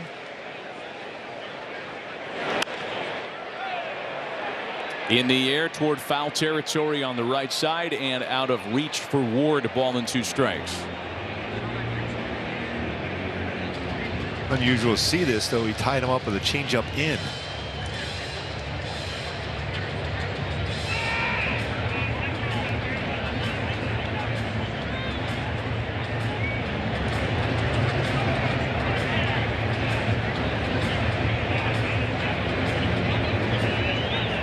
I mean, your scouting report on what Sandoval needed to do tonight was right on the money. Higher percentage of changeups through 4 innings than in any start he's had this month so far. And it's worked. A ball and 2 strikes to Donaldson. That changeup's low. You look at teams like the Rays and the Angels, who a lot more changeups to them. Even the Jays are a team that has struggled with off-speed pitches and hit fastballs well. Even though you love to throw fastballs, and they did throw some effective fastballs, but when you want to get the out, whether it's soft contact or a strikeout, changeup's very big, and Sandoval so far has a good feel for that one. And taking considerable time now off the back of the mound. I think there was a beach ball that led to that delay. There's been 1 per night in the 4th or 5th inning in all 3 games of the series. We're working on a StatCast treatment for that. Stay tuned. Chopper to third that eats up Duffy. Donaldson's on his way into second. We'll see how that ball scored, and the Yankees have their leadoff hitter in scoring position. A runner past first base for the first time tonight on either side of the scorecard. And he got him out in front. A slider hit it on the ground. And earlier today, Matt Duffy was working on a lot of those plays just like that.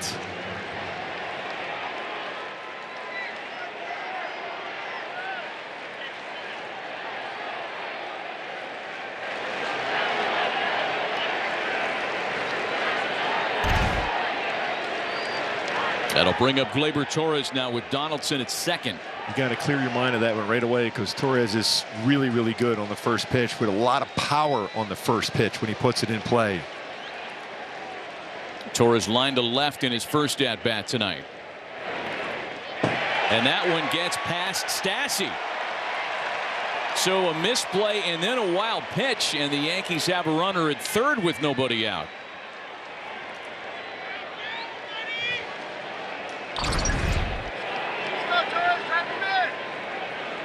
Well, Max didn't have a real chance at that one. It looked like it skipped on the plate and stayed low. A lot of times when it hits the dirt, you have a chance you expect it to bounce up high on you, and it hit the plate and stayed low.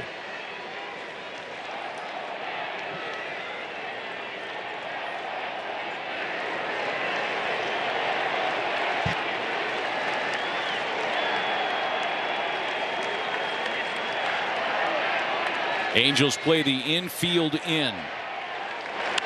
And Torres shoots a ball into right center field. Trout closing, and it's past him. Donaldson scores easily on an RBI double by Gleyber Torres. 1-0 Yankees.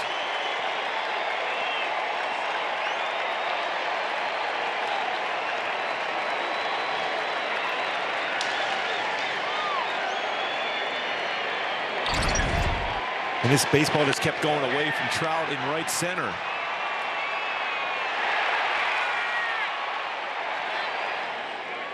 Another double for Torres, is 22nd.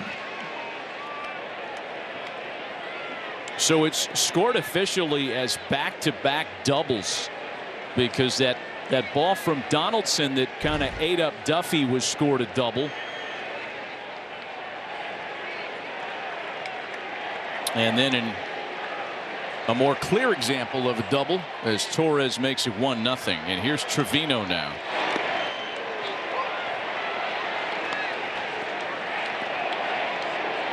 Yankee catcher bounced out back to the pitcher in his first at bat. It's a Yankee lineup that averages just fewer than, or just over rather, 5 runs per game. Top scoring lineup in the American League. Second best in all of baseball, only to the Dodgers. Trevino slices a ball out to right. Ward makes the catch. Torres tags up, throws cut off, and Torres is able to easily advance. Runner at third with 1 away, and time for a quick word from Hyundai. It's your journey. Own it in the Hyundai Santa Fe. One of those productive outs. Now it's going to force the infield in again. Trevino did a nice job there. He's trying to hit the ball to that part of the field, gets the job done, and advances Torres to third. Because every run in this game is big.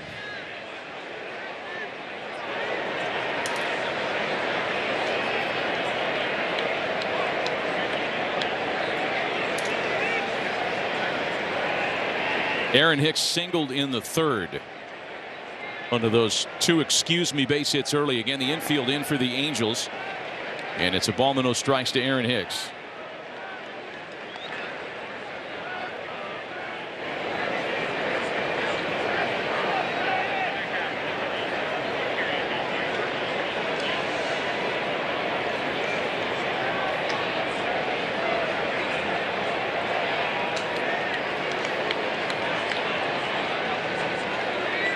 Back-to-back doubles, and then a fly ball to right. Hicks sends a high drive out to left field. Adele with plenty of room to make the catch, but it's plenty deep enough to get Torres in and make it a 2-0 Yankee lead.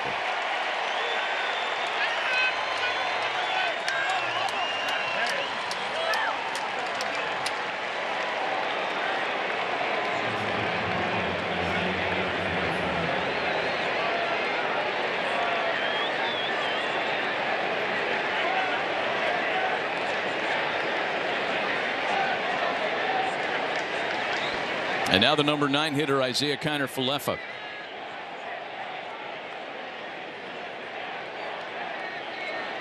So the Yankees convert on both of their opportunities to score a runner from third with less than 2 out in the inning.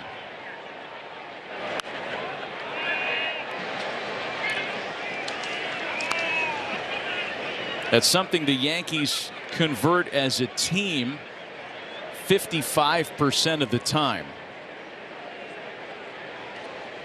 And it comes as a small victory for the 2 guys that did it, for Torres and for Hicks, because neither one of those guys has had a lot of success. They're both under the Yankees team average in converting, scoring the runner from third with less than 2 out. As Kiner-Falefa lifts a fly ball into shallow center. Rengifo's out there for it to retire the side. However, the Yankees crack the scoreboard with 2 here in the 5th.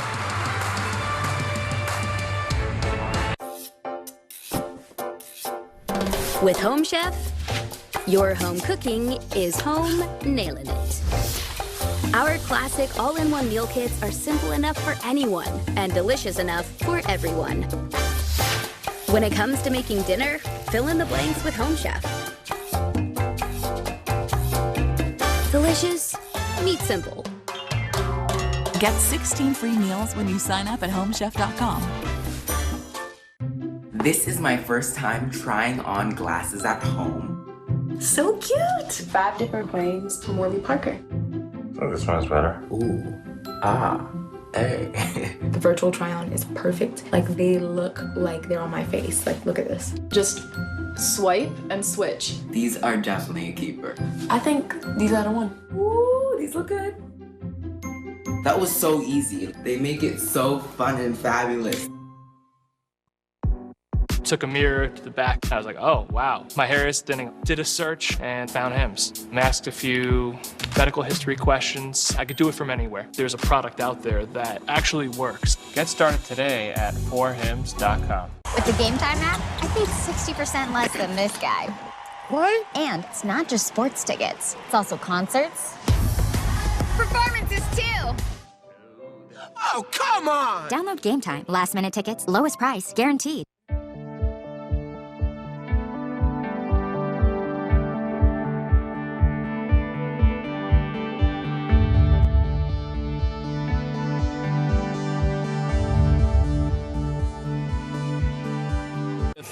Earned runs, but Patrick Sandoval, I think we would all agree, deserved a better fate that inning. And is replaying the series of events in his mind that led to a 2-0 deficit. The Angels will try to get some of that back for him here in the bottom of the inning. Mike Ford, Matt Duffy, Joe Adell against Gerrit Cole, last of the fifth, 2-0 New York. And it's 0-1 to Mike Ford. And the one thing you want to do now is an offense against Gerrit Cole. You don't want to allow him to get on a roll. After getting a 2-0 lead now, see if he can respond right back. Look at this part of the lineup and get it, flip it back over to the top of the lineup.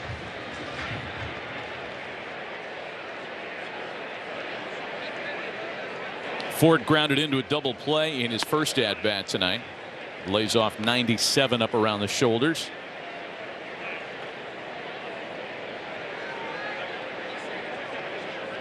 A lot of fastballs from Gerrit Cole tonight. And for a guy who has a 43% whiff rate on his slider, one of the highest in baseball, he is going about it a little differently tonight. When you go over numbers, though, the Angels have struggled. The pitch they've struggled with the most has been a fastball. And he's thrown a lot more fastballs. You mentioned that he studies the game very well, so he knows those numbers that the Angels struggle with fastballs. And a breaking ball to get it to 2-2. It's in very elite company when it comes to this combination of stats. Averaging 95 plus on a fastball with a whiff rate of 25% or better. He, Carlos Rodon, and Corbin Burns. And it's 3-2 now.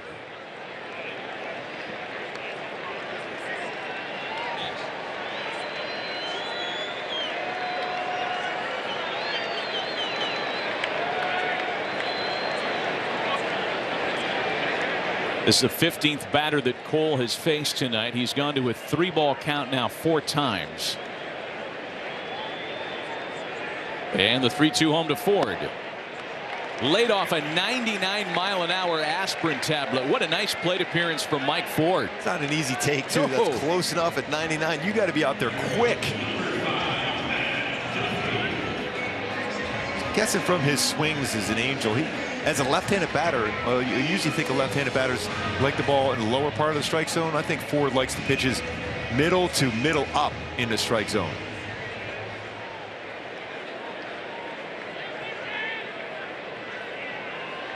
Angels put their leadoff hitter aboard for the second time tonight, and now it's Matt Duffy.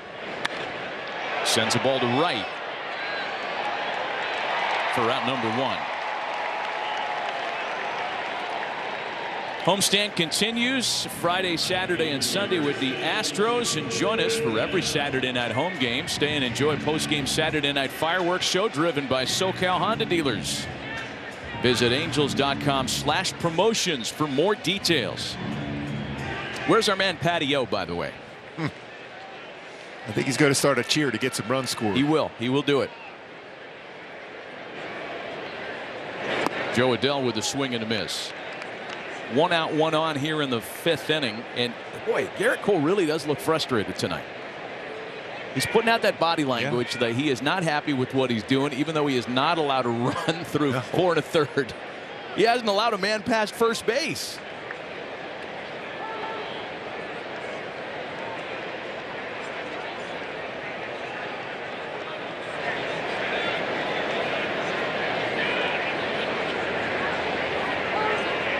Maybe it's the strikeout total being as low as it is. We noted how unusual it is for Cole to get through a lineup the first time without a strikeout. The only other time this year that he's done that was May 18th against Baltimore. That was 18 starts ago. 1-1 to Adele. It just seems like he's frustrated on his release of his fastball, more so than his secondary pitches, because he's thrown a lot more fastballs.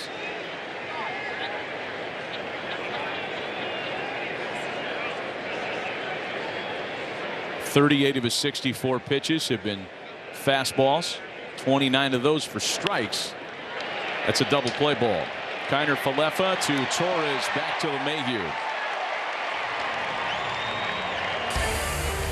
Nothing despite the leadoff walk through 5-2 New York.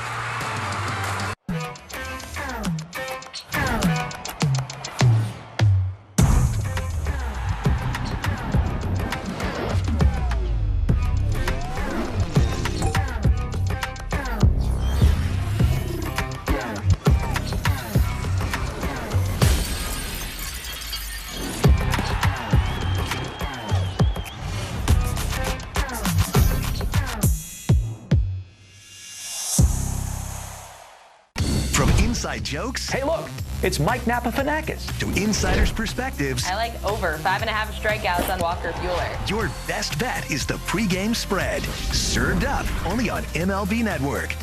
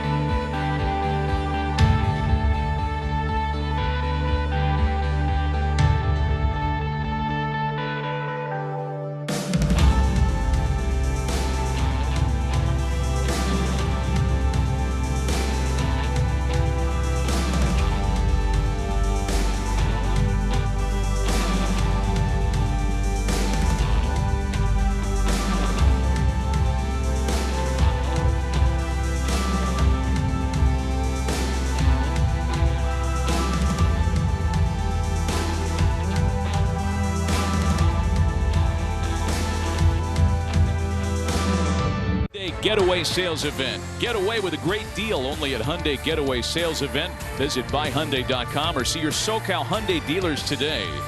Buy Jack in the Box. Spicy chicken strips are back at Jack in the Box for a limited time starting at just $5.49. And by your Southern California Cadillac dealers. Team Pitcher Day. Everybody wants to get their pitcher took. Team photos snapped this afternoon. The lads having to endure very warm temperatures out there. It is a dry heat, though, today. Stop.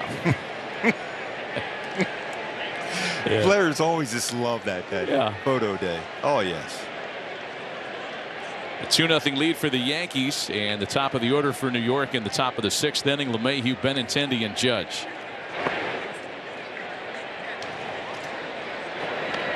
The 2 runs coming on back-to-back doubles, and then a sac fly in the top half of the 5th.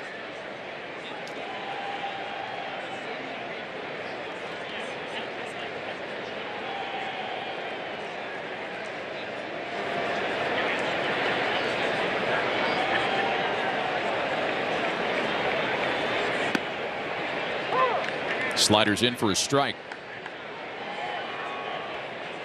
We talked about it this series. Every starter, every pitcher on the other side is always aware of where Aaron Judge is. And in this case, he bats third. So it makes the early outs in this inning that much more important. There's one on a convenient room service hop for Fletch. High changeup, ground ball. Not easy to hit that ball on the ground. Usually a high changeup, you could hit that in the air or swing and miss.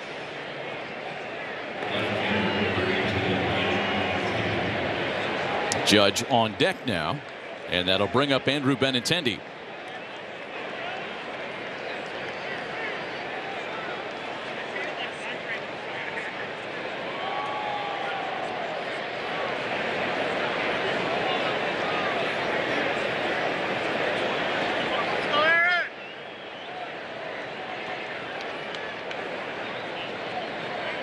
Benintendi has struck out twice tonight.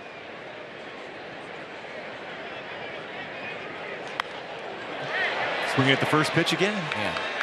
I mean, it is just, you can check that off every time he digs in there. 2 quick outs for Sandoval in the 6th. 51 homers for Aaron Judge.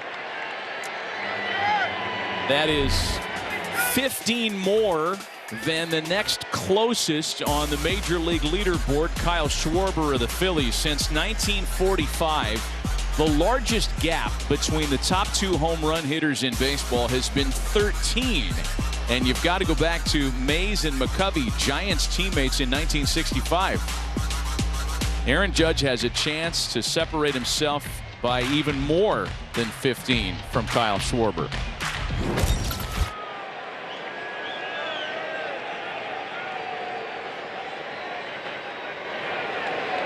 Sandoval has handled him twice tonight, striking him out in both at bats. Remember, he started him with slider, and then he threw him a changeup there, first pitch. He also threw him a fastball, last at bat, first pitch. So 3 different pitches on the first pitch thrown to Judge in 3 at bats.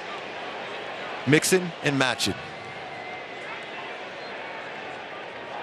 I think it was Eddie Lopat, the old Yankee craftsman pitcher, that used to say, never the same pitch twice, never the same speed twice, never the same place twice. Especially when you're facing a guy like this. So you're going back to another changeup. Ooh. Heater. Oh, didn't get a call on it. Now Sandoval's the guy that's chapped. That's a good pitch. It's all over the bottom part of the strike zone.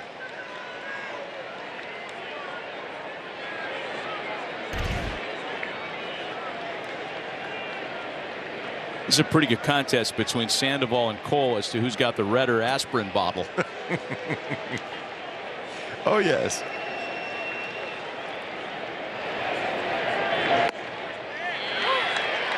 Two and two.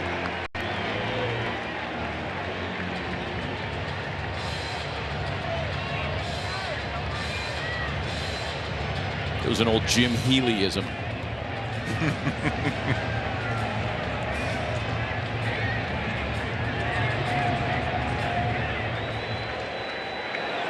Both Sandoval and Judge going for a walk here to clear their minds.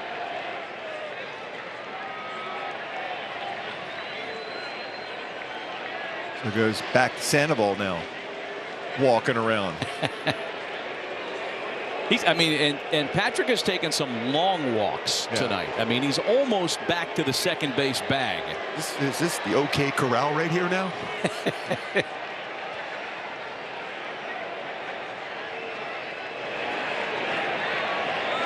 So our Bally Sports edit team is furiously thinking themes for this already. I think you just made a good suggestion. Here's the 2-2. Oh, that was a good changeup. Well, you can see how much he's into it. He knew he threw a great pitch. Yep.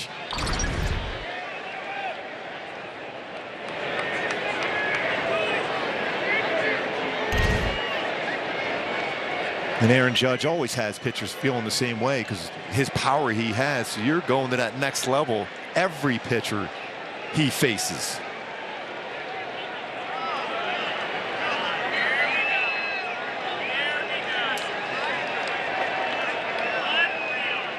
Two balls and 2 strikes. 2 out with the bases empty and a 2-0 Yankee lead. The next 2-2 home. And it'll go all the way to a full count.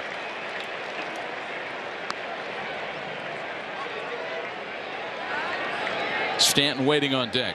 A little different feeling Aaron Boone lineup tonight with Anthony Rizzo getting a night off. So Judge walks around out of the batter's box and Sandoval walks behind the pitcher's mound. Yeah, it is. It really is like that was a great analogy that you just made, the OK Corral thing. Everybody kind of walking around, sizing up their prey.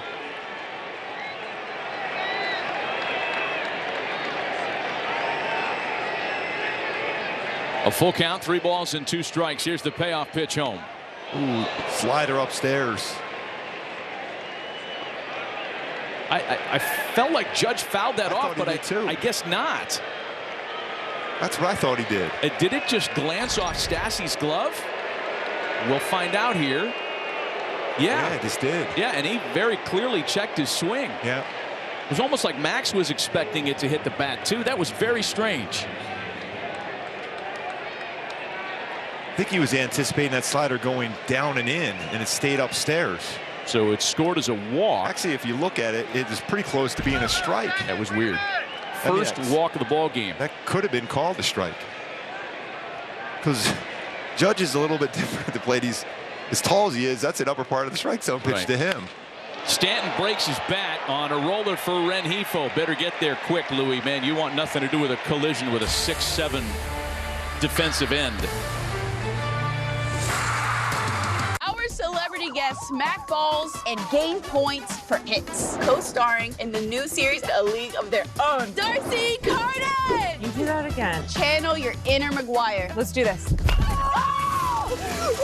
I saw that ball disintegrate. This is a bash. So now we're Bash Brothers. All right, yeah! Favorite baseball snack? Like a nice little helmet full of tzatziki. Tasty. I love you.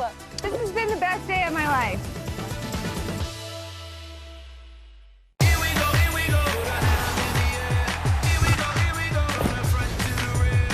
Watch games and coverage all day, every day, your way on MLB Network.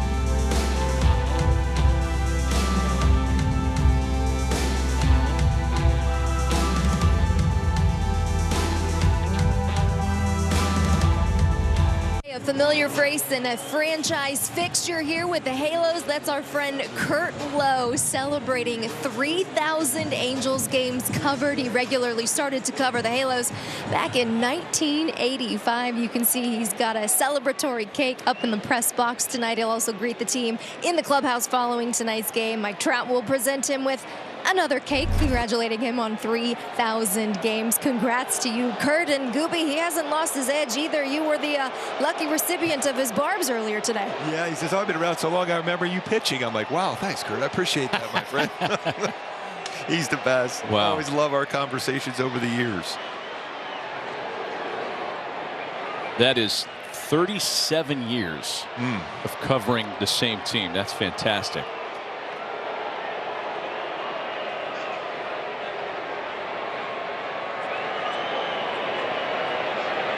We go to the bottom half of inning number 6, and Gerrit Cole goes back to work, leading 2-0.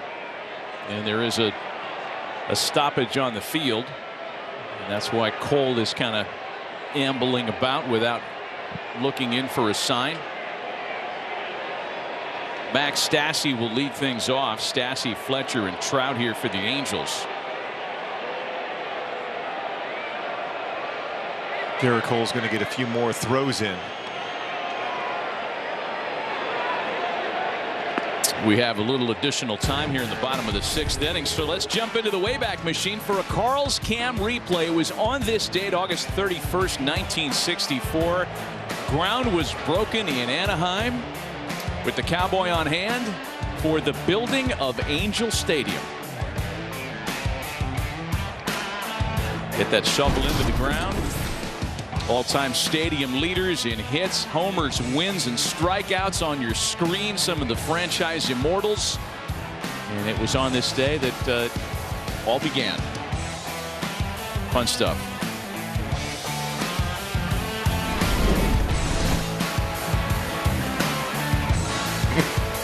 Careful. Yes. Oh, I love that old video. Orange groves. Yes. By the way, if you're Max Stassi, hacking first pitch. Ah, like Hack that. First pitch. Anywhere near the strike zone. A little longer layoff.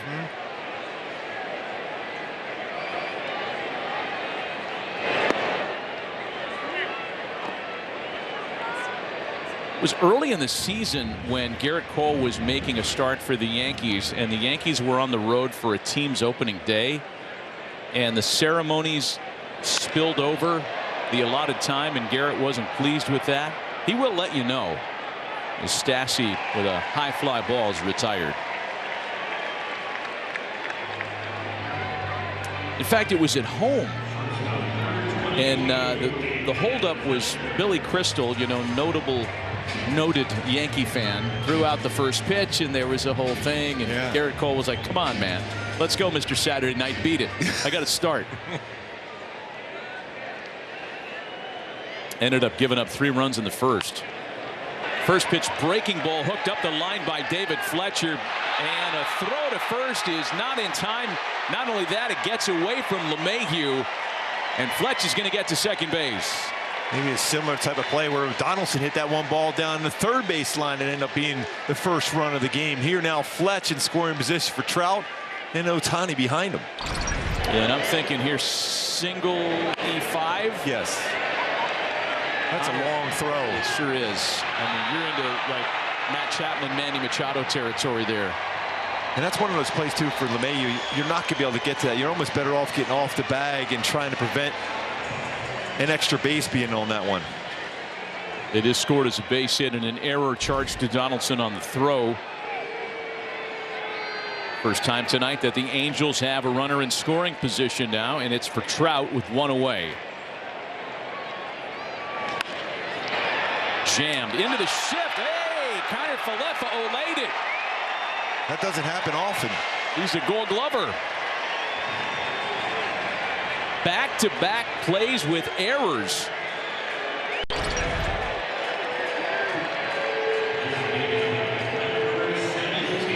And how about this for a turn of events? 2 runners on with 1 away for Ohtani.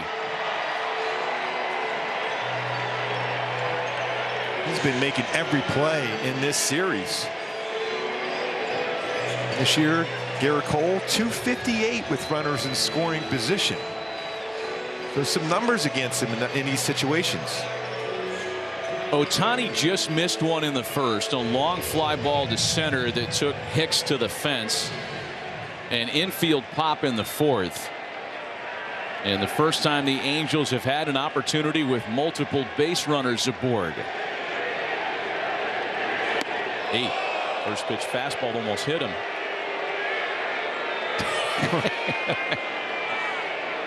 Shohei looking into the dugout to think maybe was there some video that could back me up here, and Ray Montgomery's going to call up. See if I did get him. Hard to tell from that angle. I don't think it did. Maybe. With his vision, I would assume no. Nope. No.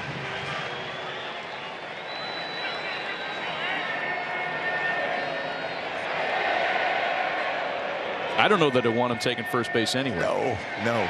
You remember when Albert Bell got hit with a pitch and refused to go to first base? Yes, I do. Because he wanted to hit. 2-0. Followed up with a changeup after a fastball in.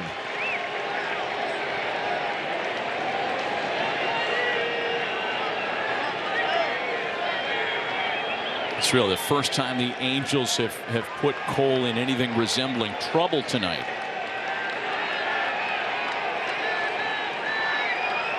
Shohei could erase the 2-0 deficit with 1 swing of the bat. The 2-0. And he's done it! Get out of here! Shohei Ohtani! Ohio gozaimasu, New York! reaction. Oh my God. Shohei, center field. 30th home run. Segoy, Shohei. Just like that, the Halos are up by 1.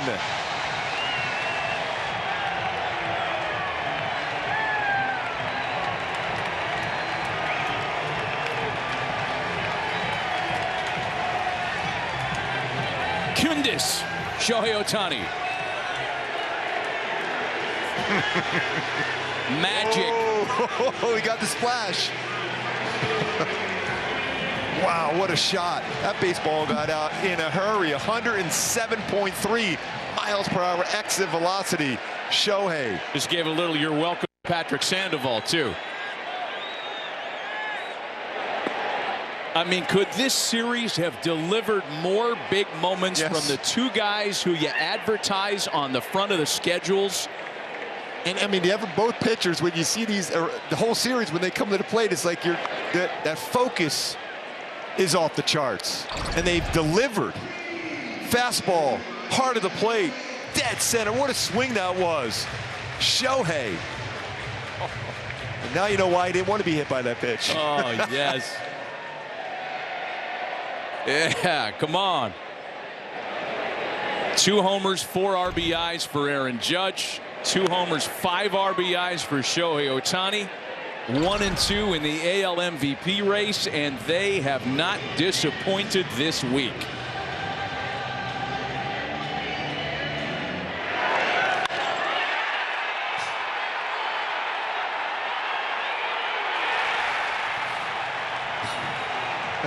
Priceless.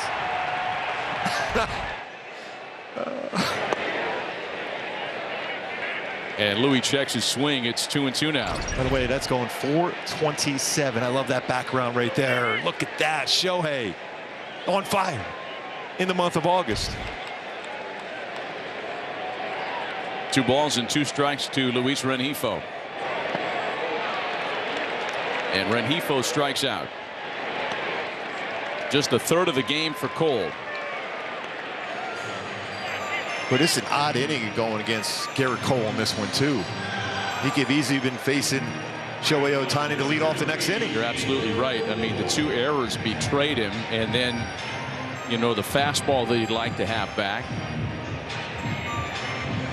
That's how the Yankees scored their runs, on a wonky defensive play. There are no margins.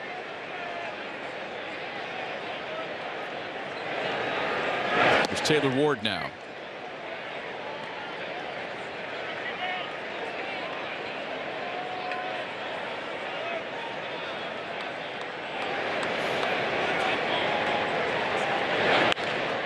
Ward lines the ball into left field. Benintendi's really good as far as covering how quick he gets it in. There's no way you're going to try to take a shot, get an extra base. A very reliable Kiner for left, unable to make that play on that ground ball.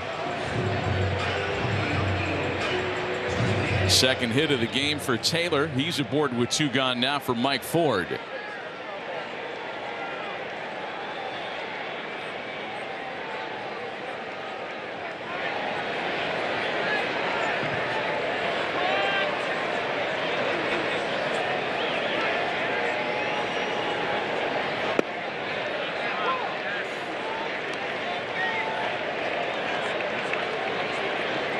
Mike is grounded into a double play and walked.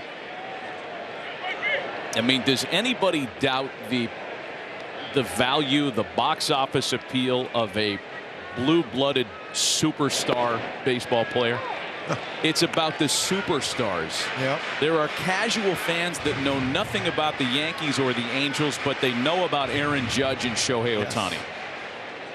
I mean, they're players that you'd immediately stop and watch. Just stop and watch and be amazed and marvel at what they do.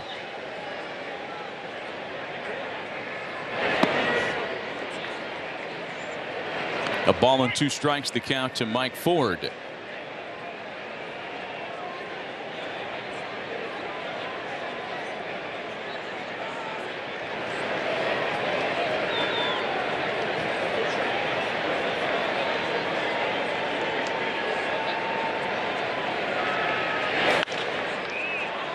In play for Donaldson, he'll do it himself. One mighty swing of the bat by the reigning AL MVP has flipped the script at the Big A tonight. The Angels take a 1-run lead.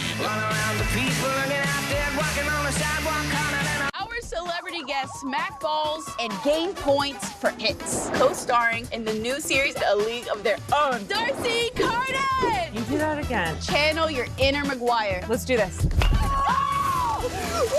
I saw that ball disintegrate. This is a bash. So now we're Bash Brothers. All right, yeah! Favorite baseball snack? Like a nice little helmet full of tzatziki. Tasty. I love you. This has been the best day of my life.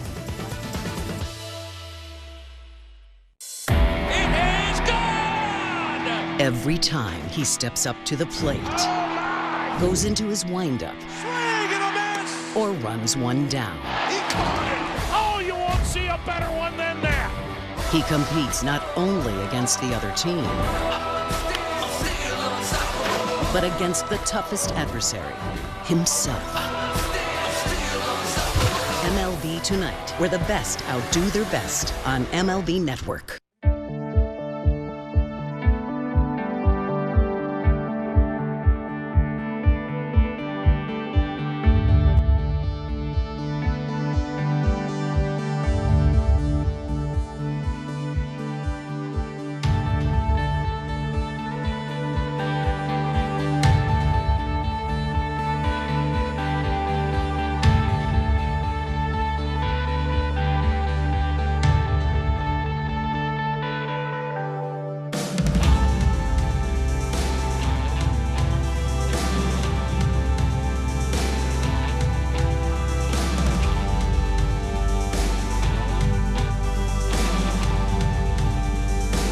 And I were just discussing the two stars, the two AL MVP front runners, the two guys that people have paid the money to see, and that if not disappointed. No, not at all. I mean, you're on the edge of your seat every time they walk, even in the on-deck circle. Big crowds each of the last 3 nights, and the energy absolutely changes each time they dig in at the plate. And of course, we're talking about Mike Gallego and Aaron Judge. I think we are. Well, he was instrumental of waving Shohei around to score that go-ahead run. That's right. Send him.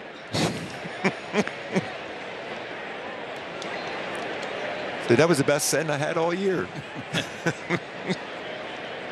Josh Donaldson leads things off in the 7th.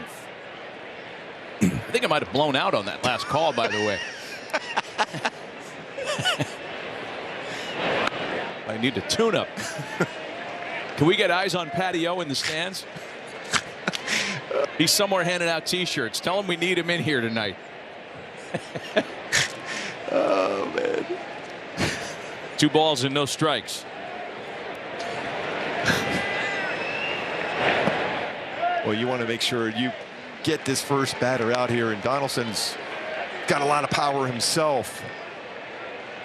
He's been known to be aggressive and successful swinging 3-0.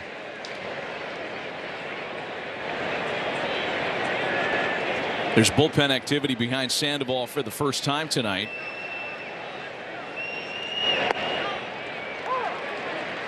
Three and one. The lead singer of the Spinners, Jimmy Herget. And Jimmy's thirsty tonight.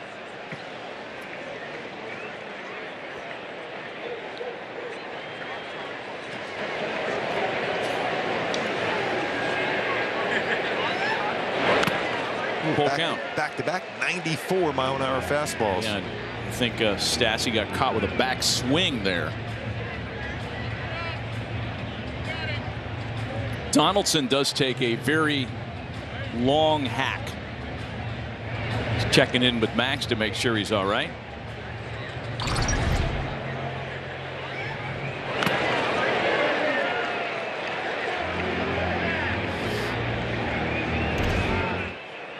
While we have this health conversation on the mound, or at the plate rather, we can show you the defensive change that took place leading into the inning. And that's Andrew Velasquez taking over at shortstop. David Fletcher moves to second. Rengifo to third. And Matt Duffy to first. So wholesale changes in the infield.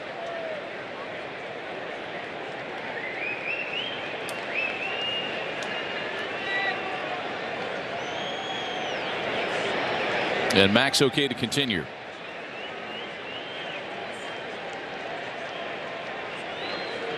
It's been some long time in between some pitches for Patrick Sandoval today. Yeah, a lot of it his own doing. Yeah. I mean, the strolls he was taking in the back of the mound were not the ordinary, step off for a little while type wandering walks. And now Donaldson wants to step out. I think Stassi wants to go either changeup or slider here. Another step off. All right, so first Sandoval took time, then Donaldson, then Stassi. Going with the changeup. And now everybody's ready to go. 3-2 pitch. Back to Sandoval. Stays with a tough hop. One away. First time Patrick smiled all night. Whew. The way the defense was set up, I think it's going to be a play for them anyhow up the middle, but it's the baseball's up that quickly at you, you're going to make the play. Hey, watch your lips. Yes. Whew.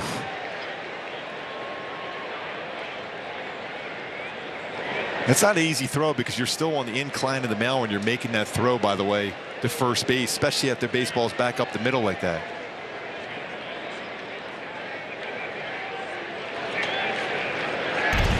One gun now for Gleyber Torres. Torres doubled in the first of the 2 runs that put the Yankees on the scoreboard in the 5th. And then that 2-0 lead went away on the Ohtani 3-run homer the following inning.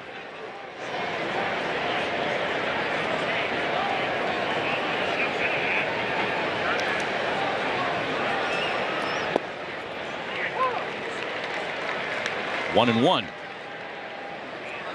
Would you think that the finish line is near for Patrick if he gets through the 7th here? Yeah, and you can look at the pitch count and say, wow, he's only at 77, but this is a high stress, full max 77. Yeah.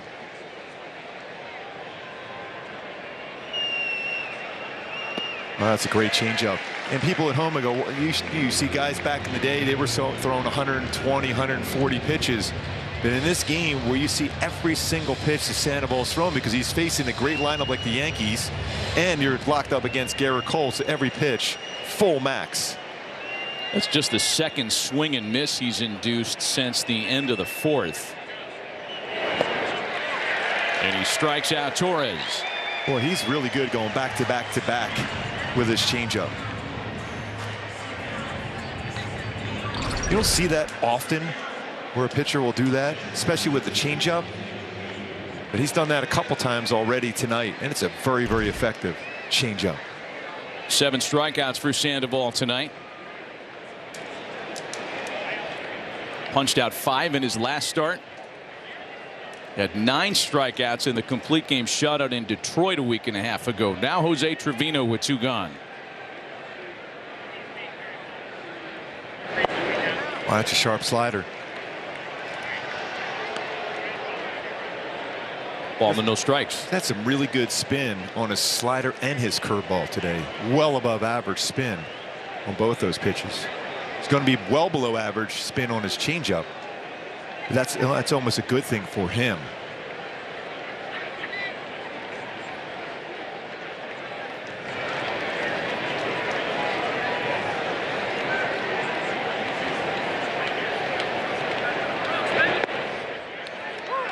His arm action changeup, so good. Hitter reads that, sees that same arm speed as his fastball. Separation of about 10 or 11 miles per hour. 1 ball and 1 strike to Jose Trevino. Cue shot. Gathered in by Fletch, and it turns into a 1-2-3 inning for Sandoval. Finishes on a high note and with a 1-run lead.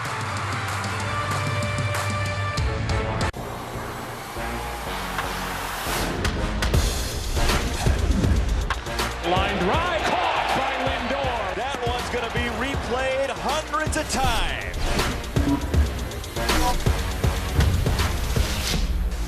Big fly, Ohtani-san. Thank you, brother. Thank you. Oh my goodness. Gives them what they came to see. Every game, every night, everything you need to see. Get all the highlights with the fastest hour on television. Quick Pitch, late nights and every morning, only on MLB Network.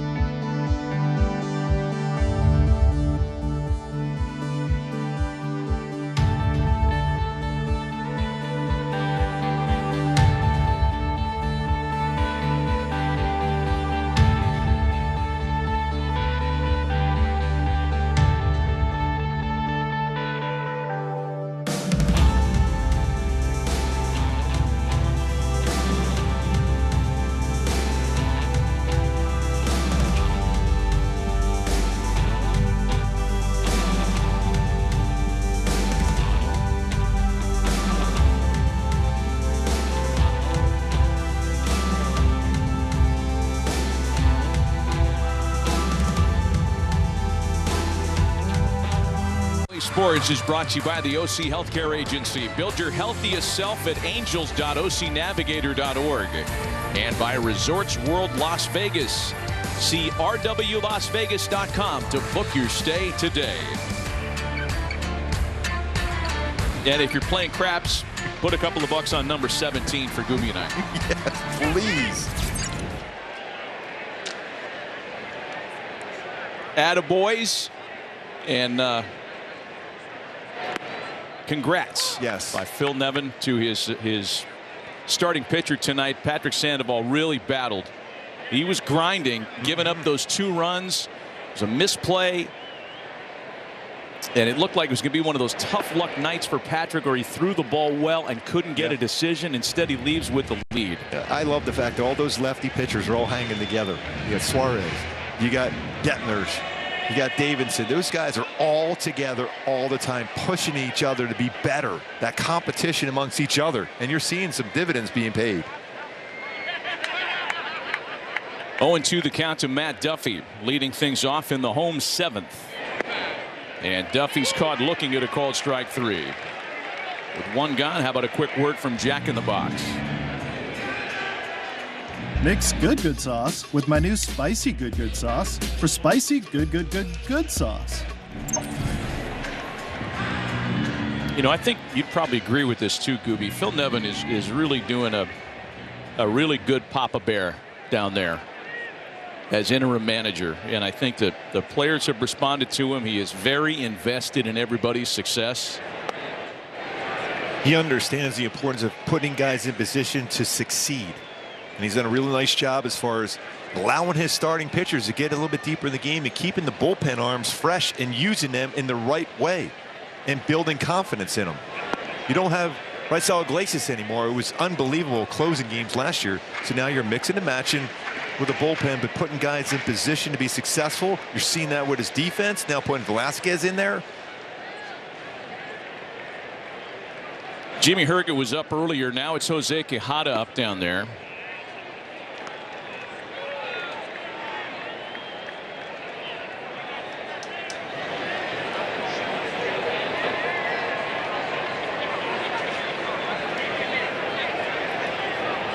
Yankees have bullpen activity behind Gerrit Cole for the first time tonight as Jonathan Loaizaga has stood up. Cole's at 90 pitches and counting. All of a sudden he seems to be finding his fastball now. Kind of an angry fastball from Gerrit Cole. Yeah, you bet.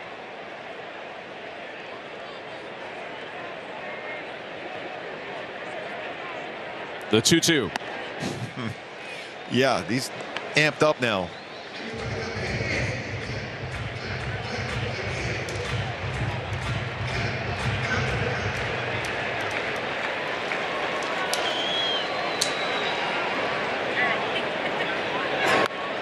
Other fastball fouled away. So 3 straight sliders. And then 3 straight heaters.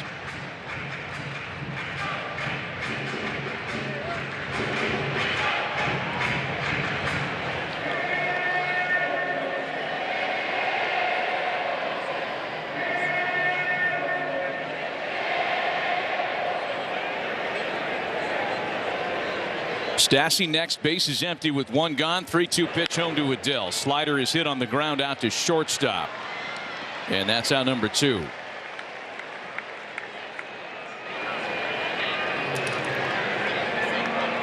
Cole's at 93 pitches. You know, knowing how he competes, it wouldn't be crazy to think he might try to talk his way into another inning tonight. No doubt.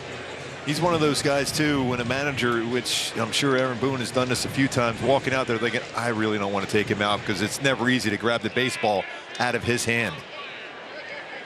I mean, he threw 110 pitches in his last start, the 11 punch-out game in Oakland on Friday. He has gone 100 pitches or better than that in 10 straight starts.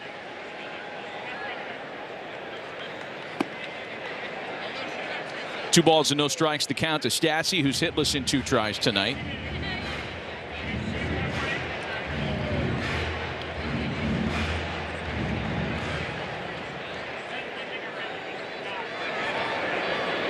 Cole has already put the Yankees bullpen in a better position than they were in at first pitch, when after yesterday they had to cover 7 innings with 6 different relievers.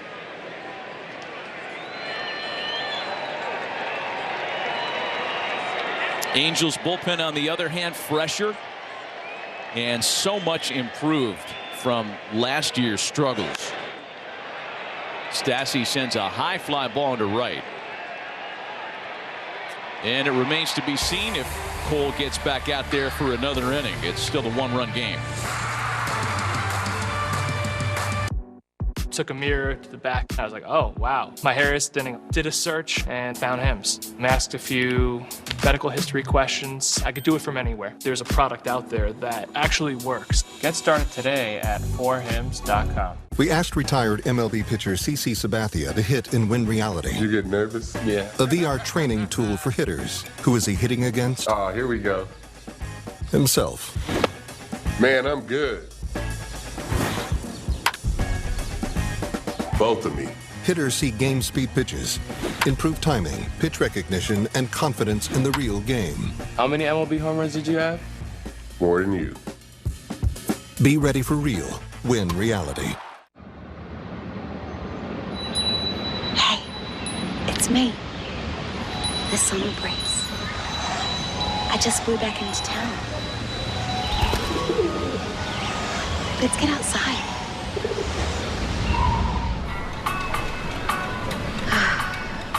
Much better.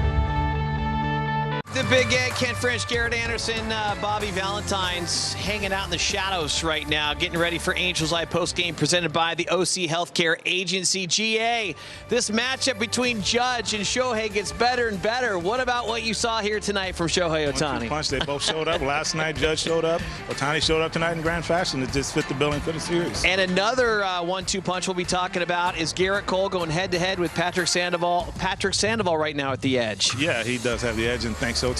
But no, he's been steady the whole game, and he really started feeling that changeup toward the end of his outing. All right, well, this one's starting to get spicy because Jose Quijada. Let me see that again. Jose Quijada is on the hill for the top of the 8th inning as we send it back inside to Matt Vasgersian and Mark Gubicza. All right, Frenchie, thank you. Looking forward to Angels Live after the game. And Jose Quijada among those trying to deliver it there after a win. Jose making his second appearance of the series. Pitched a scoreless inning here on Monday night. And it was an important outing for Jose. The 8 games prior to that outing on Monday had allowed 6 earned runs, so he got it back together. Such an important performer in Phil Nevin's bullpen. And he'll go to work with the new left fielder behind him as Magneuris Sierra takes over in left. The Yankees will have Hicks, Kiner Falefa, and LeMahieu, and looming as a possible bench presence, though he wouldn't appear against a lefty, is 30-homer Anthony Rizzo, who was a notable non-starter tonight. Yeah, but you know, with him, he even stays inside against lefties pretty good. He's on top of the plate. You want to give him 2 full days off. They're off tomorrow, I think, the Yankees. Let him have 2 full days off, just so he can relax. Fine by us. Yeah. 0-1 the count to Aaron Hicks, who has a single and an RBI tonight. 0-2. Angels have a day off tomorrow as well. Then the Astros in town for a 3-game weekend series.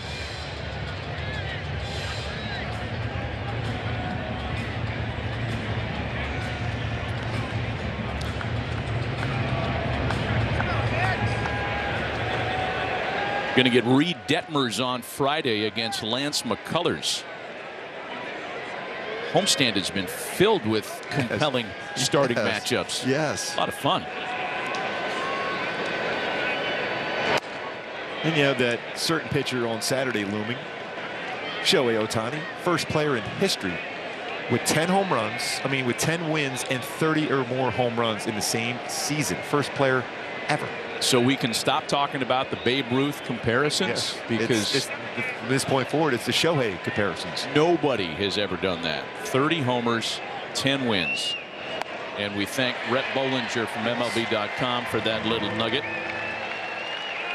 1 gone for Quijada. And speaking of Shohei, let's take another look at the 3-run homer via the T-Mobile coverage cam. For the best coverage in the game, the T-Mobile coverage cam. That swing, his leverage, his lower part of his body. We showed this already in the series where he's using that lower half. Even up in Toronto, same thing, driving all those pitches. What a reaction by the fans here tonight at the Big A. Hey, what a reaction by Shohei. Here's Kiner Falefa now. Jose Quijada right on brand with his heavy 4-seamer arsenal. Nothing but fastballs here.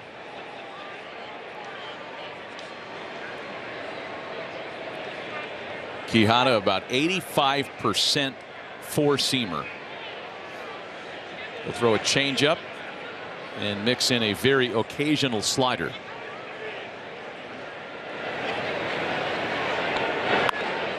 Well, you could run that upstairs too. It's so effective up and above the strike zone.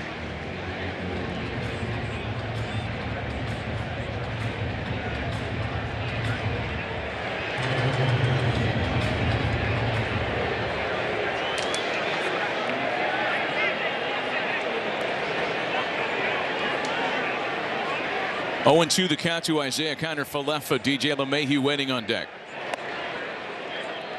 Not an easy guy to strike out, so you got to be ready to that right side of the infield against Kiner Falefa. We said that Jonathan Loaizaga was up in the Yankee bullpen earlier. Clay Holmes is now up throwing for the Yankees, but it did not look like Gerrit Cole was about to relinquish the mound when he came off after the 7th. And again, that remains to be seen.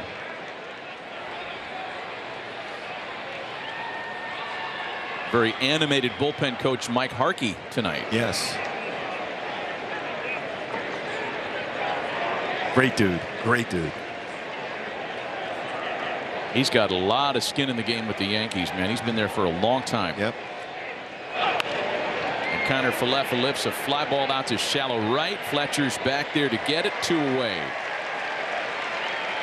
And speaking of the highly animated, almost a cartoon character tonight is our man Patio. handmade Shohei sign.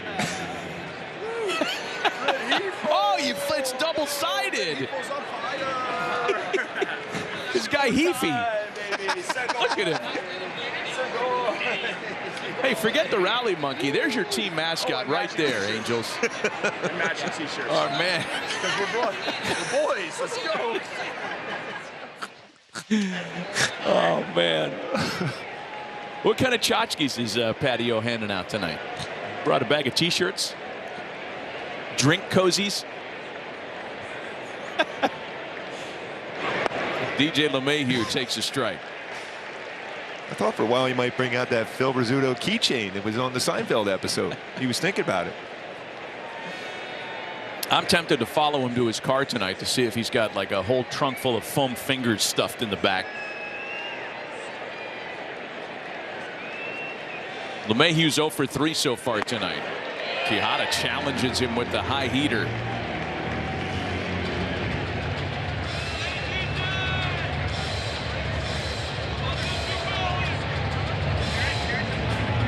This is one of those nights where Patrick Sandoval had that sinking feeling, pitching well, not getting the support. One inning behind him with a defensive miscue ends up costing him a chance for the decision.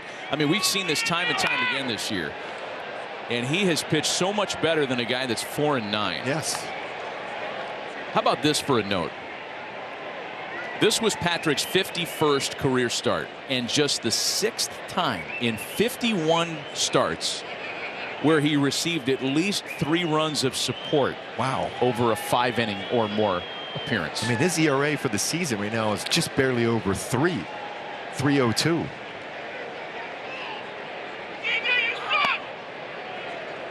I mean, his ERA right now actually is better than Gerrit Cole's at 3.28. He's been great, as always.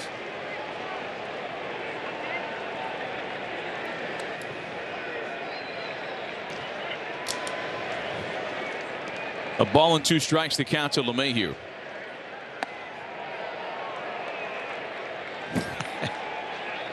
Who is more animated tonight, Jose Quijada or Patrick O'Neill? That's a tough one. I'm still leaning towards Quijada.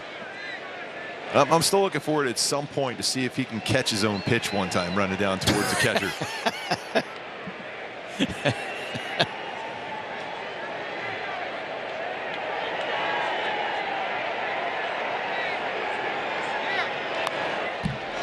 Well, he is really challenging LeMahieu with those gas balls. 95 up around the shoulders. Time for a quick word from Resorts World Las Vegas.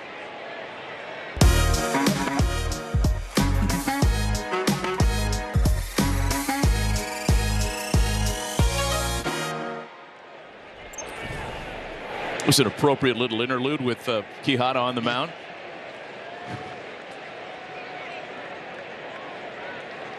Still 2-2.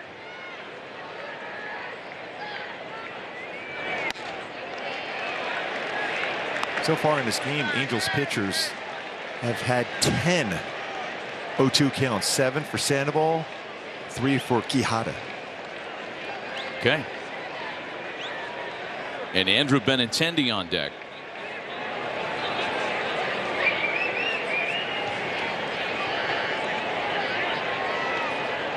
Full count to the 2-time batting champ and 3-time All-Star. Bases empty with 2 gone. Angels up a run in the 8th.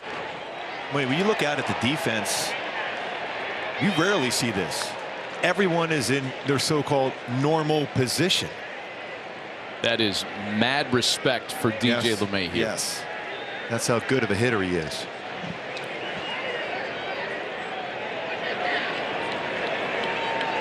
Can't even remember the last time I've seen this before. Like 87, 88, something like that. Still a full count. Is he actually shaking to a non-heater here, or is this a fake shake? I think Stassi wants to try to sneak a changeup in, but your best pitch, you go with your best pitch. LeMahieu's been on the last couple of fastballs that he's fouled off. And a couple of them were out of the strike zone. It's been an interesting battle. 3 balls and 2 strikes once again. Another fastball. That one misses.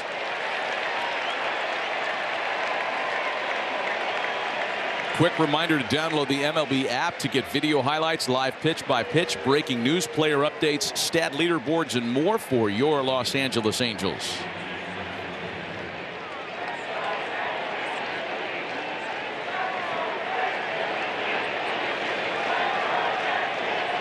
Two-out base runner in front of Andrew Benintendi, who's been quiet tonight. Patrick Sandoval struck him out twice and kept him 0 for 3. And there's a pinch runner at first now. Tim LaCastro pinch ran on Monday. He is the fastest player on Aaron Boone's roster.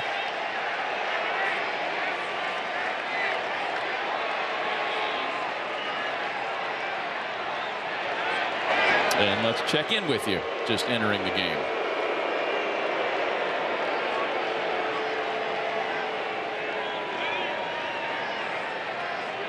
Three at-bats, swung at the first pitch. Every at-bat. Got to be careful here, first pitch for Quijada.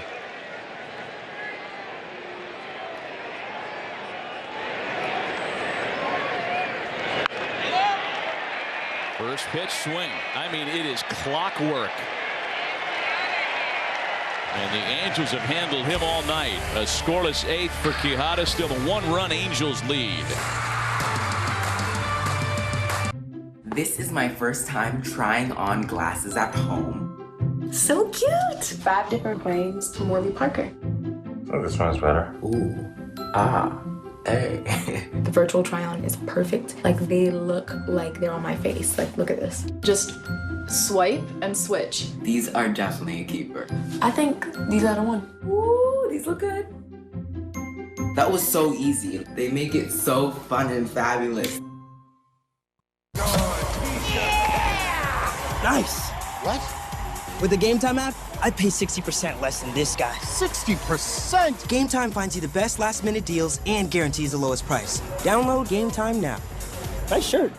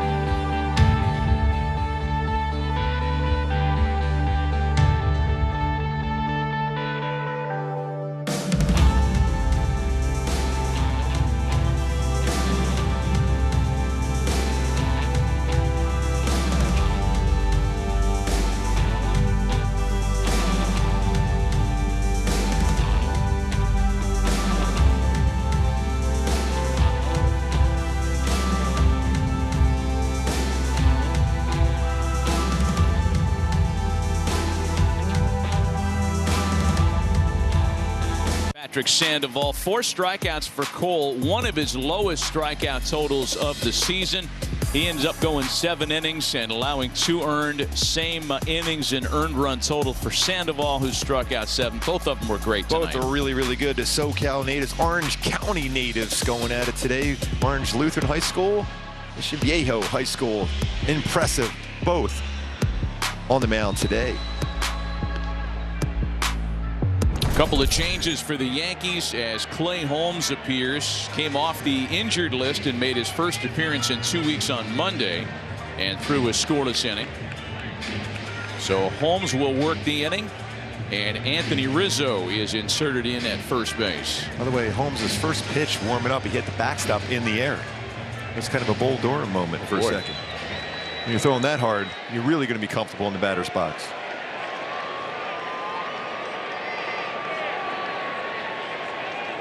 Described by many who have faced him as the guy that owns. Oh, my goodness. That was it again. Throws a heavy sinker, one that he has been unable to harness, at least early tonight.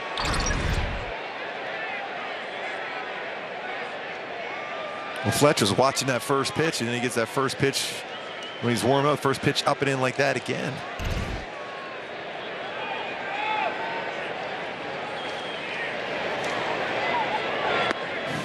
slider gets him for a strike. There's a pretty good chance you're going to take a pitch after that first one. I think so. Yes. Just so you could breathe again.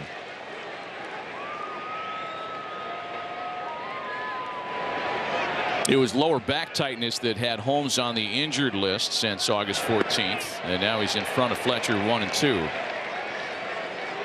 And there's still some uncertainty at the end of the Yankee bullpen. New York's bullpen really pitched admirably well yesterday. They had to cover 7 innings, and that group was good, very good. Aaron Boone's not worried. He knows he's going to get Aroldis Chapman back at some point. He's on the IL after a tattoo became infected. This is, by the way, the 12th anniversary of Aroldis Chapman's major league debut. Throwing about 103 miles an hour? Yeah. And a swing and a miss by Fletcher. Yeah, Chapman's first ever outing, he retired the side on 9 pitches, and then a few weeks later, he threw what is still the fastest recorded pitch ever at 105.1 miles an hour. Going back to Hyundai Key for the game today. Never say goodbye. Sandoval kept the ball in the yard. Shohei Ohtani hit the ball out of the yard. Looking for some insurance here. Oh, goodbye swing here and drive it out for Trouty.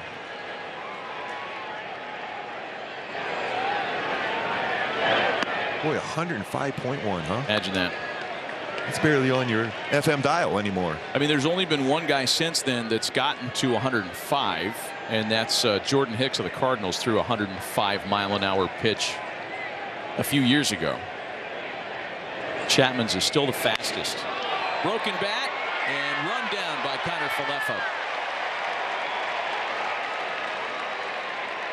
Falefa. Mike Trout is so strong.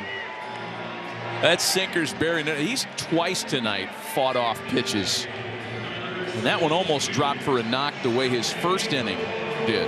Well, he hit a home run up in Toronto on a similar pitch inside, hit it out to dead center. Speaking of hitting that one into dead center. 2-run game-winning homer on Monday and a 3-run home run here tonight that flipped the scoreboard. One that the Angels are hoping will go down as a game winner. 2 gone, bases empty for Ohtani. The homer in the 6th, number 30 on his season. And as we mentioned earlier, Rhett Bollinger sent out the tweet, the first player in Major League history with 10 wins on the mound and 30 homers at the plate.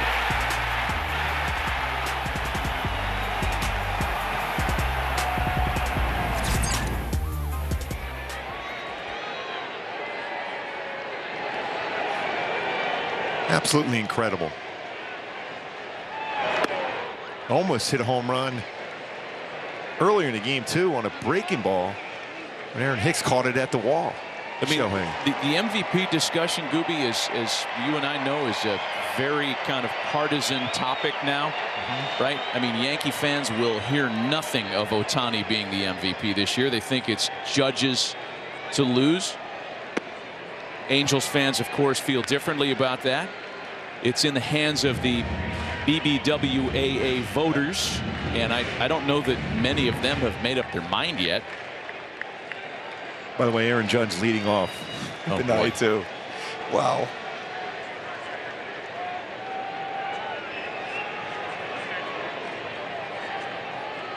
Two balls and a strike. 2-2. If you believe in the team narrative and that should count in an MVP vote, then Judge is probably the guy. If you believe that the award should go to the single most outstanding player in the game, then Ohtani is probably your guy. There's no wrong answer, I don't think. No, it's just fun watching them both. And Judge will lead things off as the Yankees have their last crack in the ninth.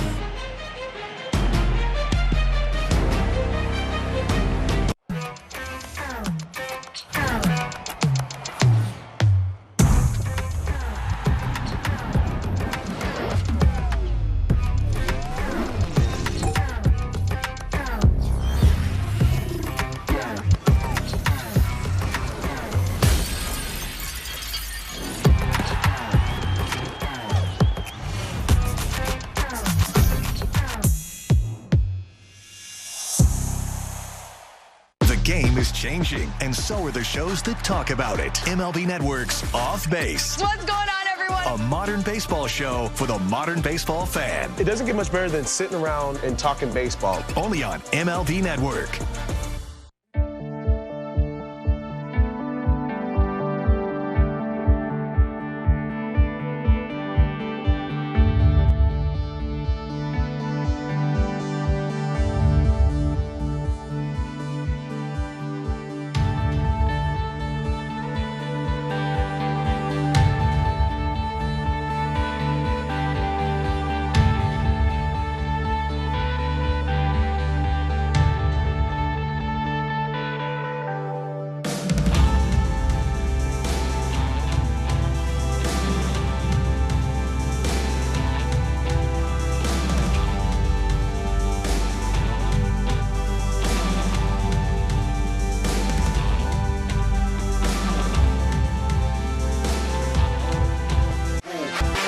Take it all, not gonna take a fall.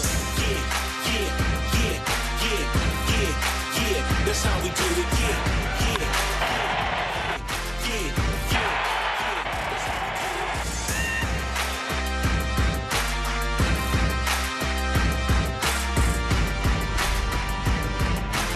Two MVP candidates, the two main contenders for the top award in the circuit, have shined brightly all series long. Aaron Judge has homered in each of the first 2 games of the series. Shohei Ohtani has homered in 2 games in the series, and most recently tonight's that flipped a 2-0 deficit into a 3-2 Angels lead. A lead that Jimmy Herget will try to protect and save to give the Angels a winning series. Only 1 earned run allowed from Jimmy in his 10 games since coming off the IL. He has not faced this group of hitters a lot. Judge has 1 previous plate appearance against him. He singled. Giancarlo Stanton 0 for 1. Donaldson has singled in 1 try. And that's the group that faces Herget in the Yankees half of the 9th.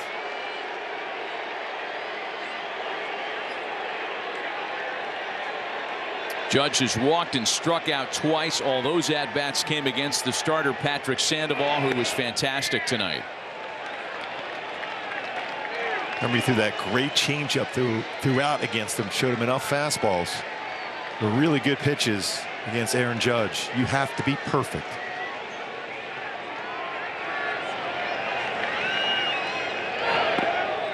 Two balls and no strikes.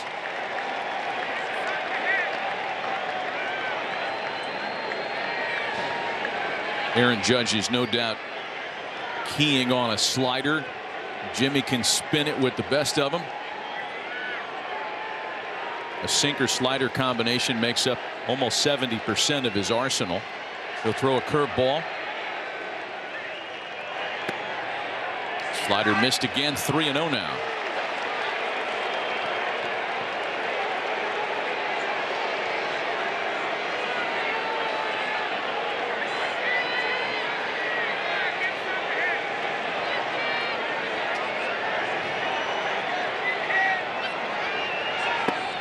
Back in the count, 3-1, and Judge was taking all the way. Don't think I want to throw another pitch in that spot, though. Yeah, he won't be taking it here. 3-1.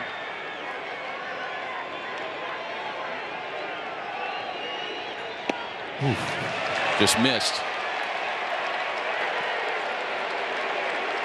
And that puts the tying run on base for Giancarlo Stanton. That slider just about a half a baseball off the plate. That's pretty good patience for Aaron Judge, knowing what kind of a season he's having, and you've been so successful at that thing, but you didn't want to get yourself out on a pitcher's pitch. Credit him for taking the walk. And he's got good speed at first with 14 stolen bases, so you got to pay attention there. Stanton has walked tonight.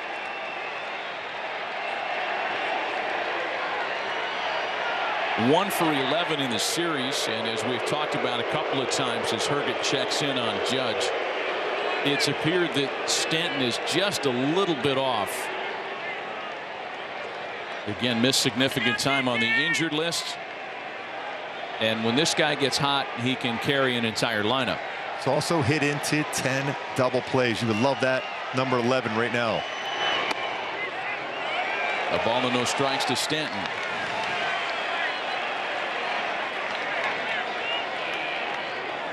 Angels bullpen so much improved over last year's version, as we talked about. They rank middle of the pack in relief ERA at 3.93. And for the last month or so, that's a group that's operated without Raisel Iglesias. 2-0 now. So 7 pitches, 6 out of the zone. And Rengifo and Stassi come out to chat with Jimmy Herget, while it looks like Matt Wise wants somebody else up in the bullpen. And this all gives us a chance to bring you a quick word from Kia.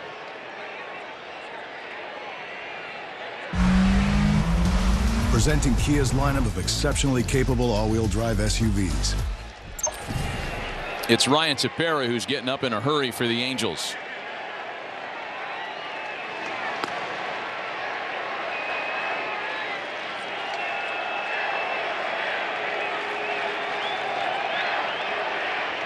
(2-0) to Stanton. Got him to chase one that time.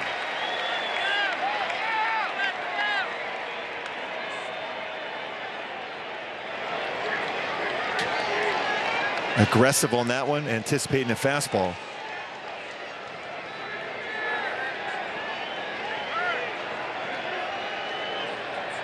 Yeah, there's no such thing as a fastball count for Jimmy Herget. And it's even now 2-2.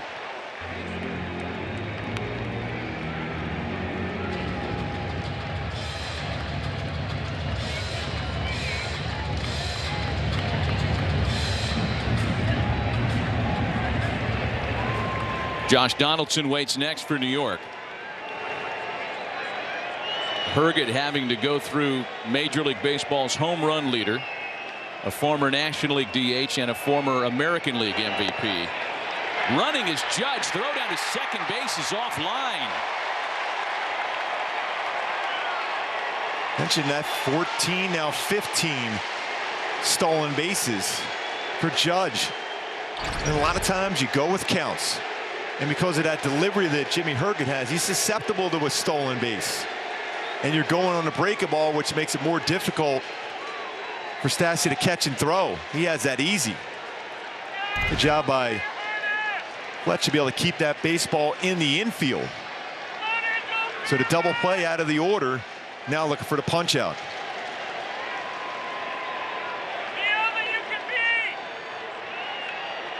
Tying run in scoring position with nobody out. 3-2 home. Oh, and Stanton just got a piece of a slider that Herget really took something off of. I have no idea how he's able to reach that far across the plate, even to foul that pitch. It was a 74-mile-an-hour pitch, and just at the end of the bat does Stanton stay alive.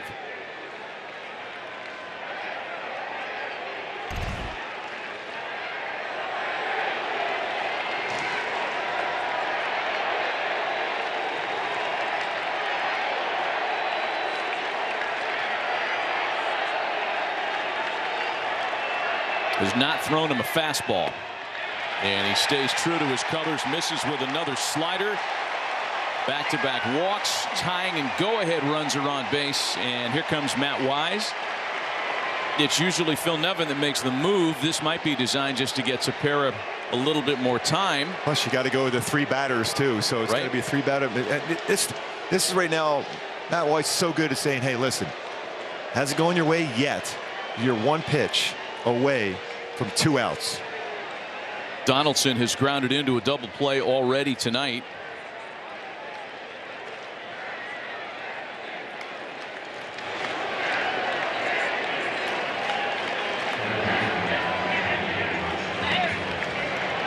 He's hit the ball on the ground in 4 of his 7 plate appearances in this series.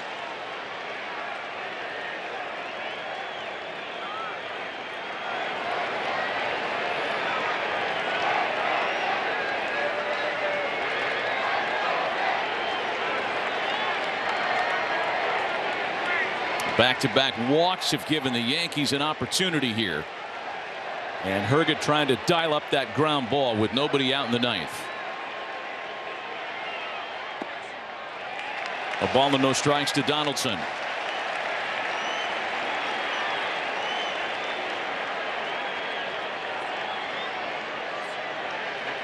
I think it's pretty clear if Herget loses Donaldson, the Angels are going to tap Ryan Tepera to try to get out of the mess.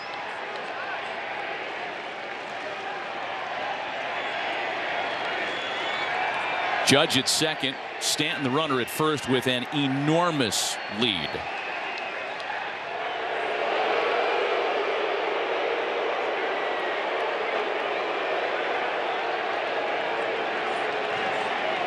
Think that's a comfortable lead off the bag? Yeah. You're real comfortable if you're a middle infielder trying to turn a double play with him that far off the bag.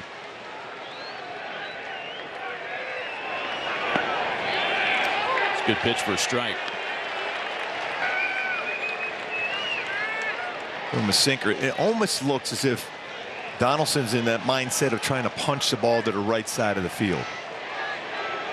He'll try to turn on it inside, but he has that mindset. It looks like he's going right side. There's only Matt Duffy on that side of the field.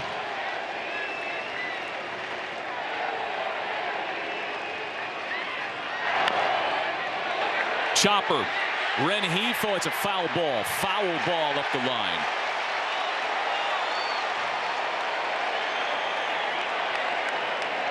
Rengifo did all he could do to get there and get to it quick enough to start a double play. Yeah, he's right on it. Good call. Yeah. Alan Porter was right on that one. And once it goes by the bag, it's his call. In front of the base, it's the home plate umpire's call, but he's right on it. Yeah, I mean, that's about a half a foot away from being a 5-3 double play in a much less threatening situation. Instead, it's 1-2 to Josh Donaldson.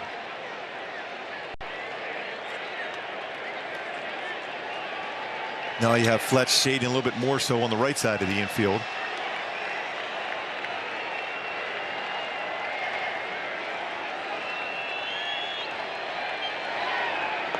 He got him. That slow curveball at 75. Flipped it up there. Got him the chase. South of the hitting speed by lot. That was the same two-strike pitch he threw to Stanton that Stanton somehow fouled off. So looking for the punch out in back-to-back at-bats. Jimmy really subtracting. And now Gleyber Torres. Herget is a ground ball away from sealing up a win. 0-1 to Torres. Torres, just like Benintendi, up there swinging first pitch a lot. By the way, that spin rate on the curveball, this is how good that it's been. I mean, it's a 75, 28.71 RPM. That is way above average spin rate on a curveball. Still have no idea how Stanton made contact with that one. No idea. Got to vary your look back there at second with Judge.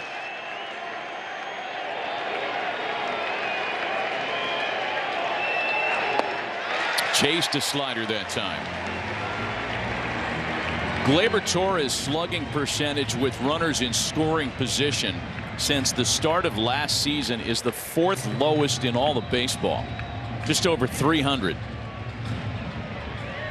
Add to that the fact that he's behind 0-2. And it's Herget who is in control of the situation. Catcher Jose Trevino waits next. Wouldn't that set up a fascinating set of variables? We'll tell you why in a moment.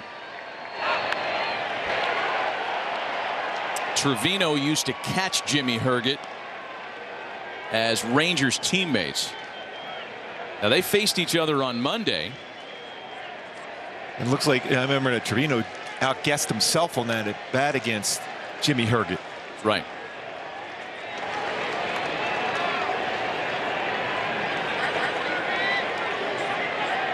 How about this a double play? You take that out of the equation. Yeah, forget it. Let's not even get that deep into the scorecard. Yeah. I mean, I like storytelling and narratives and all, but forget about it. 0-2. Once again, 2-strike pitch, and Gerrit really subtracts velocity on that. That one at 74. He's throwing a 75-mile-an-hour curveball. That's 74.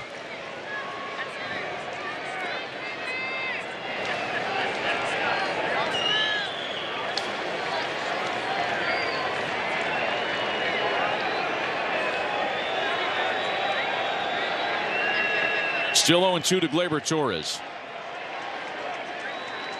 Judge and Stanton walked to start the inning. A strikeout to Donaldson. And an 0-2 home. Oh, tried to back him up and missed. Yeah, that was off the plate. And I think he would have had Torres fooled on that too. Because he was tracking a break ball. So as a hitter, you're seeing break ball. You're expecting to go down and away. It kind of backed up on him.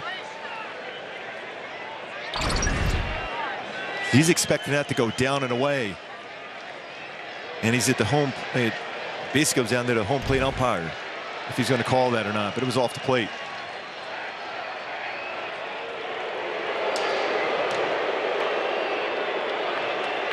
If you're just joining us, the Yankees scored 2 in the top of the 5th.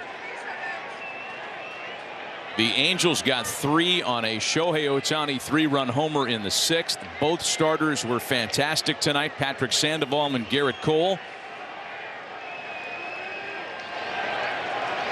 The 1-2. Got him! It's a wicked slider. So he got a strikeout on a curveball, strikeout on a slider. Tight, down and away, off the plate. Looks like he may have a pinch hitter. Yes, it looks like Oswaldo Cabrera will bat for Trevino. Boy, how much does Aaron Boone trust and like this rookie player? 21-year-old kid in the big leagues for the first time, less than a month of major league experience, and he is being entrusted with the tying and go-ahead runs on base, top of the 9th with 2 away. For a guy coming into this game hitting .417 against the Angels and Trevino.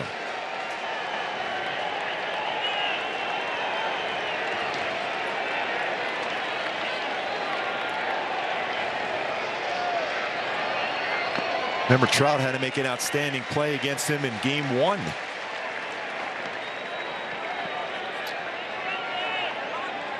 Cabrera recorded the final out of the night on that play on Monday. He's 1 for 8 in the series. 2 runners aboard for him, the tying and go-ahead runs. Cabrera enjoyed 3 hit nights on Thursday and Friday in Oakland.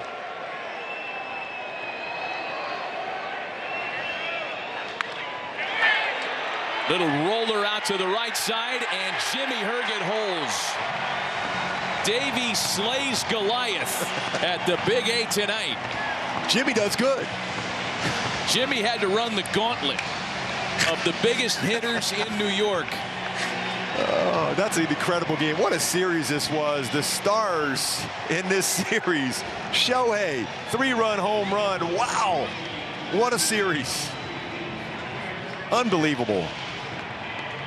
We were ready to call Monday one of the most thrilling nights at home this year, topped by this one, I would add. What a moment. What a moment. What a game. What a series. Walks the first 2 batters, strikes out a former MVP, strikes out a 2-time All-Star, and then gets the final out on a ground ball. Shohei's homer, the game winner for the 2nd time in the last 3 days. And the Angels take 2 out of 3 from the first-place New York Yankees. Unbelievable game. Patrick Sandoval, what an outing by him today in the bullpen. Quijada, Jimmy Gerrit. Wow. Erica is standing by with tonight's Angels hero. All right, thanks very much, Matt. Shohei, this series was punctuated by big home runs between yourself and Aaron Judge. How much fun did you have competing against him in this series? このカード、ジャッジ選手との対戦、ヤンキースの対戦でジャッジ選手もいましたけど、どうでしたか、この3試合。素晴らしいチームなので、どの試合も接戦でいいゲームだったなと思います。Yeah, I mean, it was a good series. All the games were really close, and I'm glad we came on top 2-1. Your 30th home run of the season came in a big moment. How much were you focusing on taking advantage of some of those miscues by the Yankees defense? さっきホームランの方を振り返ってもらっていいですか？チャンスだったので、どんどんストライクに来たら振ろうと思って、結果いい結果になったので、すごいいいホームランだったなと思います。Yeah, I mean, I had some guys on base, and I knew if I come up with a big hit, we were able to take the lead, and I was just trying to swing at strikes. Last one for you, Shohei. Have to give some love to your starter, Patrick Sandoval. He was very good once again tonight. How much fun was it to see him compete against that Yankees lineup? 先発のサンディすごいいいピッチングしてましたけど、どういう風に見守ってましたか？攻撃に本当にいいリズムをくれるピッチングだったなと思うので、今日はサンディ素晴らしい活躍だったなと思います。Obviously, he pitched great, gave us good momentum, and I think he brought the momentum on our side from the mound. Thank you for the time, Shohei. All right, guys. Erica, thank you. Wow. What a night at the Big A. The Angels behind Shohei Ohtani. Oh, man, what a win. Take down the Yankees. They take 2 out of 3 after a 3-2 win. Lots to talk about on Angels Live. Ken French, Bobby Valentine, and Gerrit Anderson are coming up next. For Erica Weston and Mark Gubiza, Matt Vasgersian saying so long. We'll see you back here on Friday. Angels winners tonight.